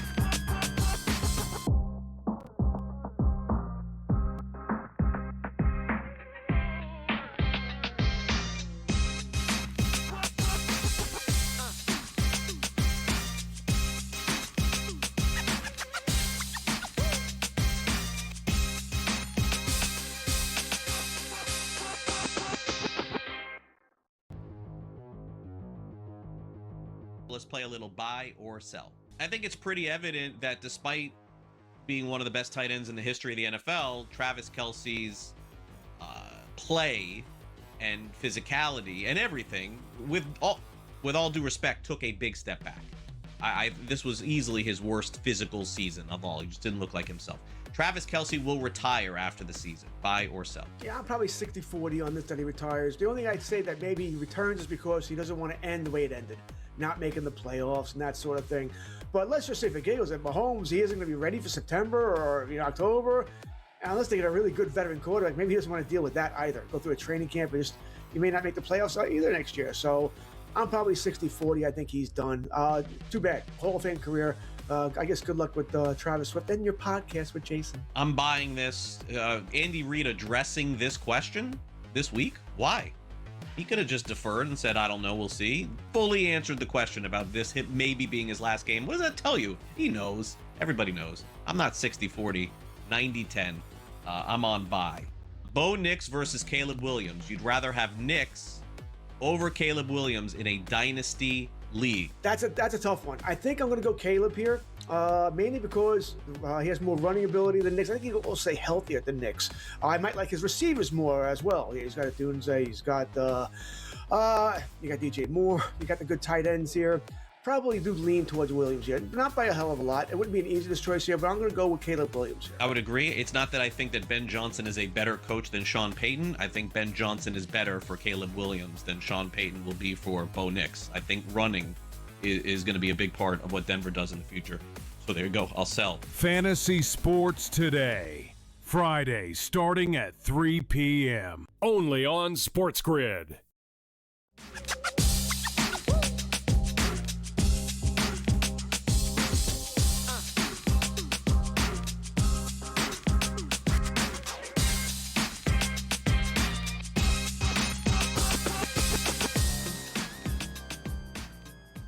Game time decisions. We're live on SportsGrid. Kevin Walsh with you here, now joined by Alex Insdorf to talk a little bit about the Chargers' first-round matchup against the New England Patriots. You can find Alex on Twitter at AlexInsdorf99. Does an excellent job with the Bolt breakdowns, covering this football team. Alex, we've talked a few times, really, throughout this Chargers season, and through varying points, it felt like this team would obviously be in.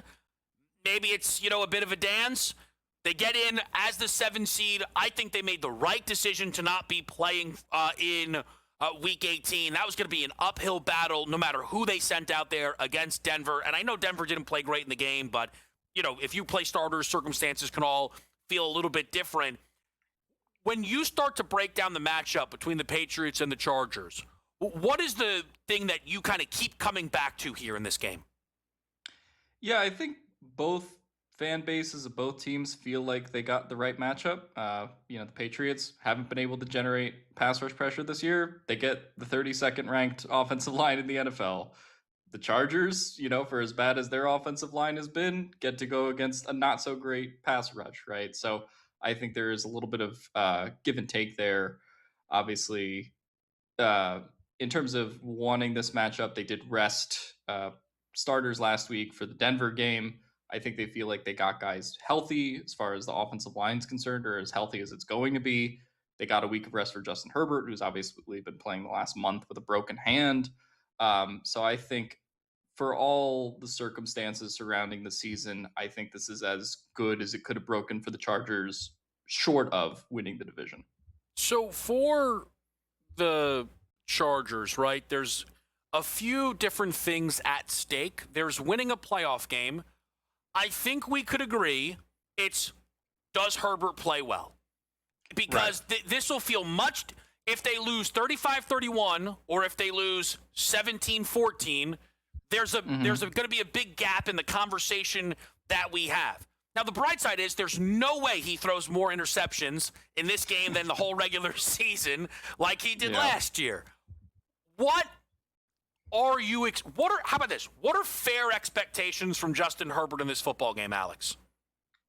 Yeah, I mean, I think it's fair to critique, obviously, the Texans game from last year, even with the suboptimal circumstances, but people are going to be expecting him to play well in this game.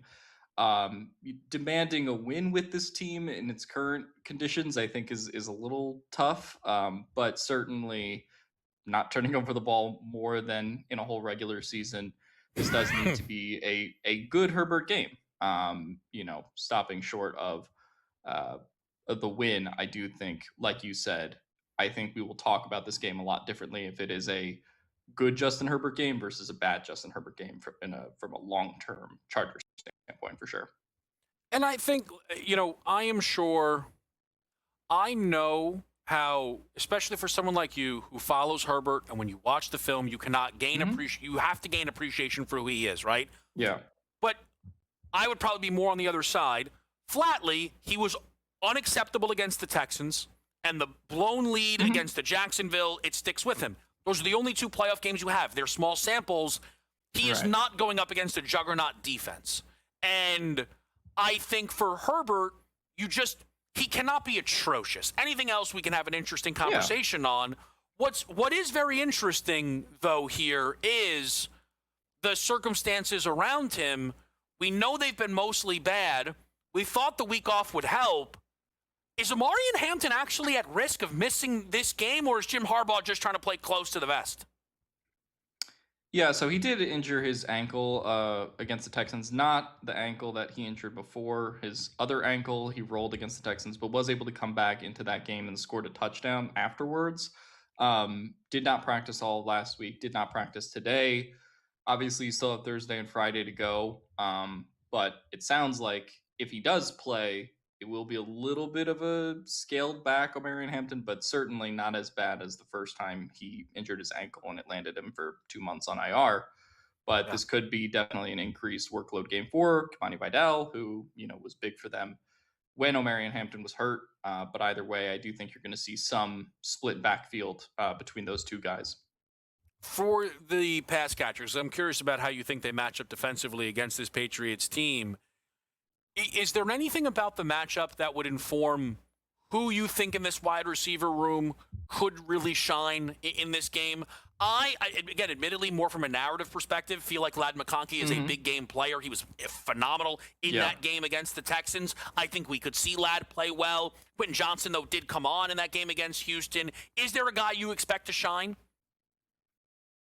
Yeah, I think it really Ladd McConkey, I expect to play well. I think the big X factor for the Chargers in this one is Quentin Johnston, like you mentioned, though. I feel like down the stretch, the games where they had that one big explosive play to him against Dallas, against not Kansas City, against Philadelphia, some of these other games felt different when Quentin Johnston was out there. And it just gives you a little bit more verticality in your offense that, Keenan Allen is going to be your intermediate, short range, 3rd down guy. Ladd McConkey is going to be in the slot. I do think Quentin Johnston and how he matches up against the Patriots corners is going to be a big predictor of whether the Chargers can kind of move the ball consistently or not in this game. So defensively, can I ask you this, Alex? Just because, obviously you follow the whole league. Do you feel like the Chargers are going up against the guy worthy of winning league MVP in Drake May? Yeah, I think it's between him and Stafford. I personally lean Stafford, but I don't think either one had like a decisive MVP season, like we saw in other years. I'm sure it'll be kind of like last year where people debated Lamar and Allen for, months until it came time to give the award. So I think it can be, much like that. But Drake was great this year, great under pressure too. I think other than Herbert, he was one of the most, pressured hit quarterbacks in the league behind his offensive line situation too, and was phenomenal under pressure. His throwing stats were great. So I think there is a little bit of a uncertain variable in terms of like first playoff game against Jesse Minter is a tough test for sure. But everything we've seen from Drake May this season, even with the Patriots schedule questions, shows that, he's up to the task. But I do think the big X factor is, which quarterback between these two makes that mistake first or blinks first in this game. Is that the key for the Chargers defense? Just forcing turnovers? Or is there something on a down-to-down basis you think they could try and lean into? I think they have to be really good at stopping the run. Obviously, the Patriots and how well Ramondre has been playing over the back half of the season. That is, I think, how you kind of get them into some uncomfortable situations on offense. But yeah, as you said, forcing turnovers like they were against Kansas City, the second half against Houston. I think that is kind of the bread and butter of this Jesse Minter defense, the Philadelphia game, making these teams very uncomfortable. And it really does start with their frontline players, Derwin James, Deion Henley, Tony Jefferson, Khalil Mack, a strip sack here or there. I do think it'll go a long way towards getting the Chargers better field position, especially because there's not a ton of confidence, I think, in terms of how the offense has played recently. I do think they need some of those turnovers. Last one for you, Alex, and I appreciate it as always. I do just want to go back to Herbert quickly. One of the interesting elements for him this year has been the increase in rushing. And usually then any quarterback who can run, you get to the playoffs, and it's more. So do you think we could see a 10 scramble game from Justin Herbert here? Yeah, absolutely. I think you've seen it down the stretch too. That Philadelphia game from down the season was a big one where he popped off rushing wise, escaping from Eagles defenders. I think of the Chiefs game, the Cowboys game in similar capacities. And so I think it's what he's going to need to do in this game too, especially considering the state of the offensive line and the pass protection. I think one of the criticisms you can lobby against Herbert for that Texans game, in addition to the interceptions and stuff like that, was that he didn't really use his legs maybe as much as he could have. So I definitely think that's something to watch in this game. Can't wait to watch it play out. Alex Insdorf, excellent as always. Back right here on SportsGrid.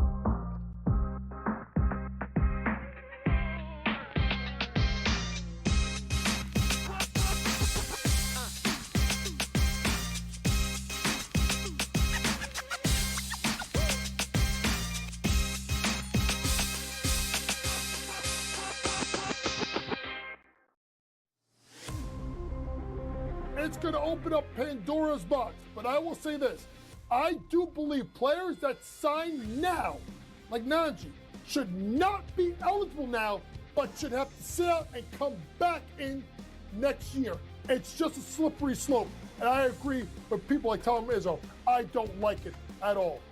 College basketball today, only on SportsGrid. OK Dubs has to go back to his roots. I'm not a Jets fan, I'm not a Giants fan, and neither one of those teams even play in New York. But I'm a New Yorker through and through, despite where my mail gets sent. And I will not stand for the Jets to be dragged through the mud in this way. Not going to happen. So Dante Moore, if you do leave, you should be so lucky to fly the plane. Game time decisions, only on SportsGrid. Maybe the fact was that the kicker just blew a 44-yard field goal. Now, by the way, I feel horrible for this kid, Tyler Loop, who made every single field goal this season 44 yards or less. But the extra point that was missed just before that by Chris Boswell was the only extra point that he missed all season long. So did they bless that same holy water when Boswell missed the extra point? Come on, guys. Let's get it. Newswire, only on SportsGrid. The Steelers get their touchdown, and they miss the extra point. It was Lamar Jackson who made the plays to get the Ravens into what should have been easy field goal territory. So explain to me how in the world we can look at last night's game as, well, there you go, can't trust Lamar Jackson. The Craig Carton Show, only on SportsGrid.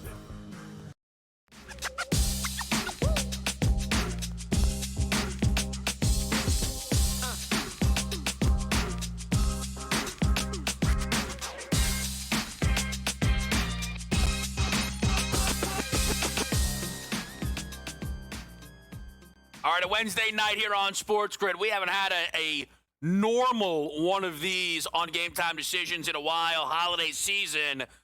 Well, here's a late gift for everybody. It's Cam Stewart on Game Time Decisions. Cam, it is always great to see you, my man. I believe the last time we talked was before Seahawks-Rams. Since then, Seattle pedaled to the metal, the number one seed in the NFC. Booked as Super Bowl favorites now. It's been a little bit. Yeah, we gotta put the brakes on with this plus 390 to win the Super Bowl stuff. I digress. Hey, I'm just happy we're here. I'm happy we're a 1 seed. I'm happy to get it done. And that game against the 49ers where that defense stepped up, Kevin, I got to tell you, very, very proud of this football team right now. I saw improvement, just didn't see it coming this fast. But you know what? With Sam Darnold, everyone talks about one of these days he's going to really screw it up. Well, we have less games. We got a first round bye. That's good for business. Very good for business. Great so take. I will take it. And you know what? Hey, right now, don't do too much. Just let the defense do their thing. Field position. You talked about it with the last guest. And it was interesting. You guys were talking the Chargers game. I like the under in that game. I like both defenses to kind of show up in that game. And I know Harbaugh is going to want to run the ball. And with Drake May, I think they're against that defense. Points aren't going to come easy. I know 46.5 seems low, but I like the under. That's what we're talking about, Kev. You can take it anywhere you want to go, buddy. College, pro, wherever you want to go. Well, I think college actually is in a bad spot tomorrow. Yes. We'll get a couple of picks before we get you out of here, Cam. But the college football playoffs, they are sectioned out in a way where when they're on, you're watching, and when they're not, you never think about it. There's just a lot of space in between the games. Mm-hmm. There's a lot that happens. But tomorrow, it's like, boom, smacked right in the face. It's Miami and Ole Miss. It's Indiana and Oregon. And what is nice, now we'll see if the games will be close, but the spreads are close, right? We're expected to get competitive football games here.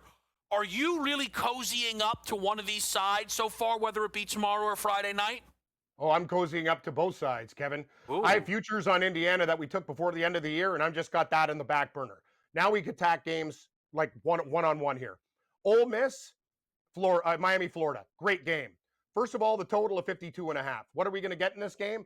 I think Carson Beck and the Miami offense could put up points against this defense, and I think Ole Miss, despite Miami's defense being good, I think we can have a track meet here. I think there's going to be points in this game, and I'm going to take the underdog. Ole Miss looked absolutely fantastic against Georgia. And one thing, this Lane Kiffin stuff, man, you just burned a fire under their butts, man. These guys are like, really? Oh, okay. You're gone. We're just going to keep on playing. We're just going to keep on winning. And that's the whole thing about Ole Miss. Getting 6.5 against Georgia. They went outright. This offense with shambles, they look great, Kevin. I'm going to tell you something. I know Miami has a great D. They're going to try to run Fletcher. That's their goal. Run your power running back against Ole Miss. They could be successful, but I see Ole Miss throwing it all over the lot. What do they do well? They can use Miami's pressure against them. Quick slants, hitters, Chambliss can move. That's the whole thing. They have a mobile quarterback who's accurate on the run and beat down a great SEC team in Georgia. I'm going to take the points in this matchup. I like Ole Miss. I like the over, and I already love Indiana. I'm actually surprised this spread isn't 4.5 or higher. I think the Indiana Hoosiers, they slapped around Alabama. They are the best team in college football, offense, defense, everything. I like when Mendoza, he won't make mistakes in this game. Let's remember, Oregon played Texas Tech. Sure, they scored some points in that game, but they also made some mistakes. They're going to play a very underrated Indiana defense. Have you seen these guys, Kevin? They gave up 3 points to Alabama.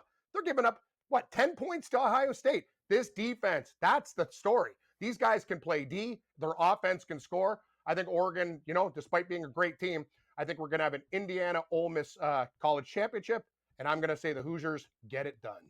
Yeah, I have a ticket from the preseason on Ole Miss, so I'd love for them to get there. The one thing I'll say, the Miami number is a little surprising to me, and I think this might sound crazy to people. I think they're actually being given a little too much credit for beating Ohio State. Wow. Mm-hmm. I understand that they did beat Ohio State, but Ohio State did lose to Indiana, and they walked through a pretty soft version of that Big Ten schedule. I'm not saying Ohio State wasn't really good. They absolutely were good, but people thought Ohio State was in a world of their own. Obviously, that 9.5-point spread. One of the things about the college football playoff, I know people don't like this, but when you get out-of-conference matchups, right, you're like, oh, come on, it's too late in the season to be evaluating if Ohio State is good. No, it's not. No, it's not. By the way, here's the reality on Alabama. They stunk. They had a good early season run, and then they ended up being a bad team that they led into the college football play. With college football, the sample size is so small. And you have to remember, it's 12 regular season games. 3 of them are usually against FCS or non-power opponents. Another 3 are against awful teams in your own conference. So you're 25. Mm-hmm. There's like 6 games that matter, Cam. So we learn a lot as these things go on. I think Miami's getting a little too much credit for beating Ohio State, and Ole Miss is not getting enough credit for beating Georgia. I agree. And I'm going to tell you one thing. Miami, we've been riding them since the start at Texas A&M, getting points against Ohio State. Too many points. Ohio State beat down a lot of lesser lights too. This is the thing about Ole Miss. Not only are they a good football team, they can score with anybody. They also are playing with this Lane Kiffin stuff. They have this on the back burner, Kev. Don't kid yourself. Kids, motivation, want to slap him around. Hey, go to LSU, buddy. Enjoy it. Some of these players are even staying. Me and Gabe talked about it on our podcast. They're staying at Ole Miss because they want to say, hey, this is the program we like. We're going to be loyal to this program. I'm telling you, they have a chip on their shoulders. They're angry. Miami and Bain, one of the best players. He'll be a high draft pick, but Ole Miss will do too much offensively in this game. Miami doesn't want to track meet. That's one thing they don't want. And I'll tell you, I like Ole Miss to get it done in this. Hey, that's a nice ticket you have in your back pocket. If they win this game here, you know what I mean? Big number. You could hedge out and take basically take Indiana because I think they're the best team. But the thing is, Cam, and you know this, it is possible that Indiana smashes Oregon and lay 8, 9, 10 points to Ole Miss in the title game. And it gets tough. Because sometimes that's just what happens when a team looks that great. Quick, Cam, before we let you go, anything you want to let the people know about tonight that you might be betting? Yeah, I'm taking a shot with the Ottawa Senators in hockey tonight. Also, a Tim Stützle point with 2 shots on net to plus 105. I'm digging a little bit deep here. San Jose plus 1.5. Also, Sharks Kings games go over the number. It's 6.5. Small play over 1.5 first period and over in the game. If they can't get there in the first, we'll bet it live, Kev. Have a good one, buddy. Cam Stewart, the absolute best. We'll get you best bets and the rest of the card on the other side's Game Time decisions.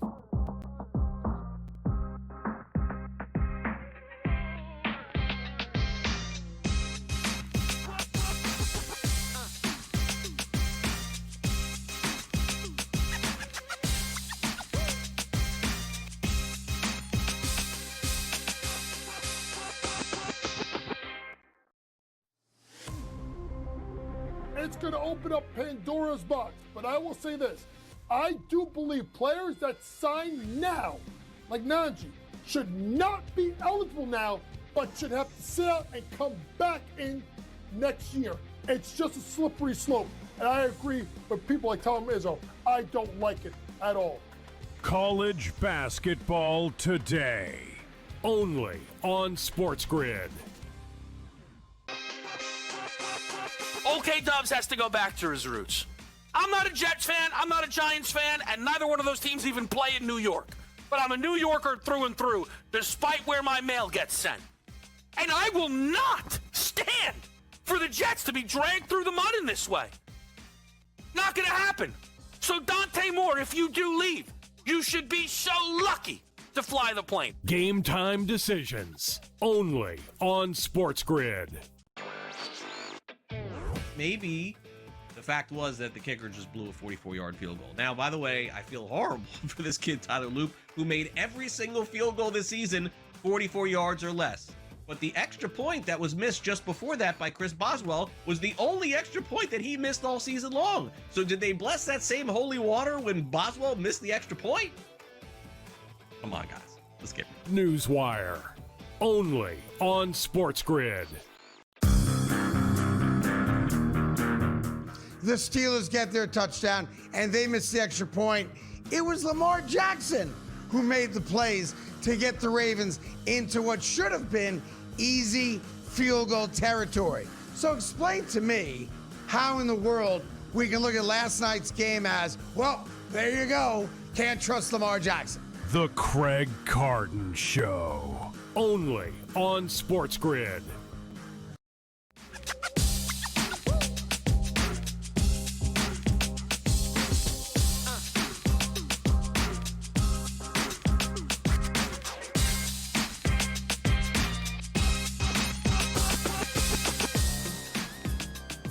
Wow. Folks, Game Time decisions. At the break, Missouri, Kentucky, 33-32. It was going to be 33-29. Otega Owe hits a 3/4 court shot over under 4.5 position on SportsCenter's top 10 later tonight. I'll take the under. Does that open this game up? Does it mean Kentucky's going to get on a run? It's possible. Other live updates. Providence up 10 on UConn at the break, which is fantastic. 47-37. Live lines are locked right now. Let me just try and get people a live update here on Providence and UConn. Wow, flipping Providence to favorites. Providence is lights out from beyond the arc in this game right now. 7 of 12. Here's the wild thing. So is UConn. 9 of 16. So both of these teams are lighting it up. But from 2, UConn has been, 5 of 17 from 2 for UConn is egregious. They've also not got to the line yet. That's how you get that type of separation. Other bets for me on the college basketball board tonight. I like Baylor, Iowa State over 155.5. Perfect kind of meeting here between two teams that are far more better scoring it than guarding it. You might try and push back on Iowa State. I think that's more of an offensive Cyclones team this year. Baylor at home pushes pace. I really like what we get from a total perspective. I like a Bama team total first half over 42.5. I don't know how Vanderbilt saying, hey, Bama, we are you but better is a lot. And this Bama offense is whoo, and it scores and it's fast. And it could be a little bit jarring for Vandy. Or Vandy will be fine and score 55. I don't care. I think if Bama scores 43 plus, I think Bama scores 50 in the first half with that high tempo. Look for Philon and Holloway to lead that charge. NBA updates for you. Sixers up 5, approaching half against the Zards. Looks like the Sixers is big favorites. Likely won't cover again, though it's early. I probably shouldn't say that. Hornets up 8 on the Raps midway through the second quarter. Pistons, no Cade Cunningham, being led by Isaiah Stewart's 15 points, which is something. The Jokic Nuggets can't stop covering, can't stop threatening. At some point, especially if they win tonight, there's going to be an interesting conversation about this team winning impressive games without Jokic. I don't know what the conversation is going to be, but it's going to be. They're up 46-45 on the Celts. Hawks, Pels underway. 6-point lead early for Atlanta. Tied up between the Nets and the Magic. Knicks have just battled back to grab their first lead of the game against the Clippers at 23-22. Rest of the NBA board tonight for me are a pair of point, rebound, and assist prop. Amon Thompson over 31.5. Jalen Williams over 32.5. As well as a Lakers +8 bet tonight against Victor Wembanyama and the San Antonio Spurs, where I don't expect Wemby to play. However, maybe I'll be wrong. They did just confirm LeBron is out for that basketball game. We will see if the number moves in that matchup. Now, your best bets do have 2 live right now.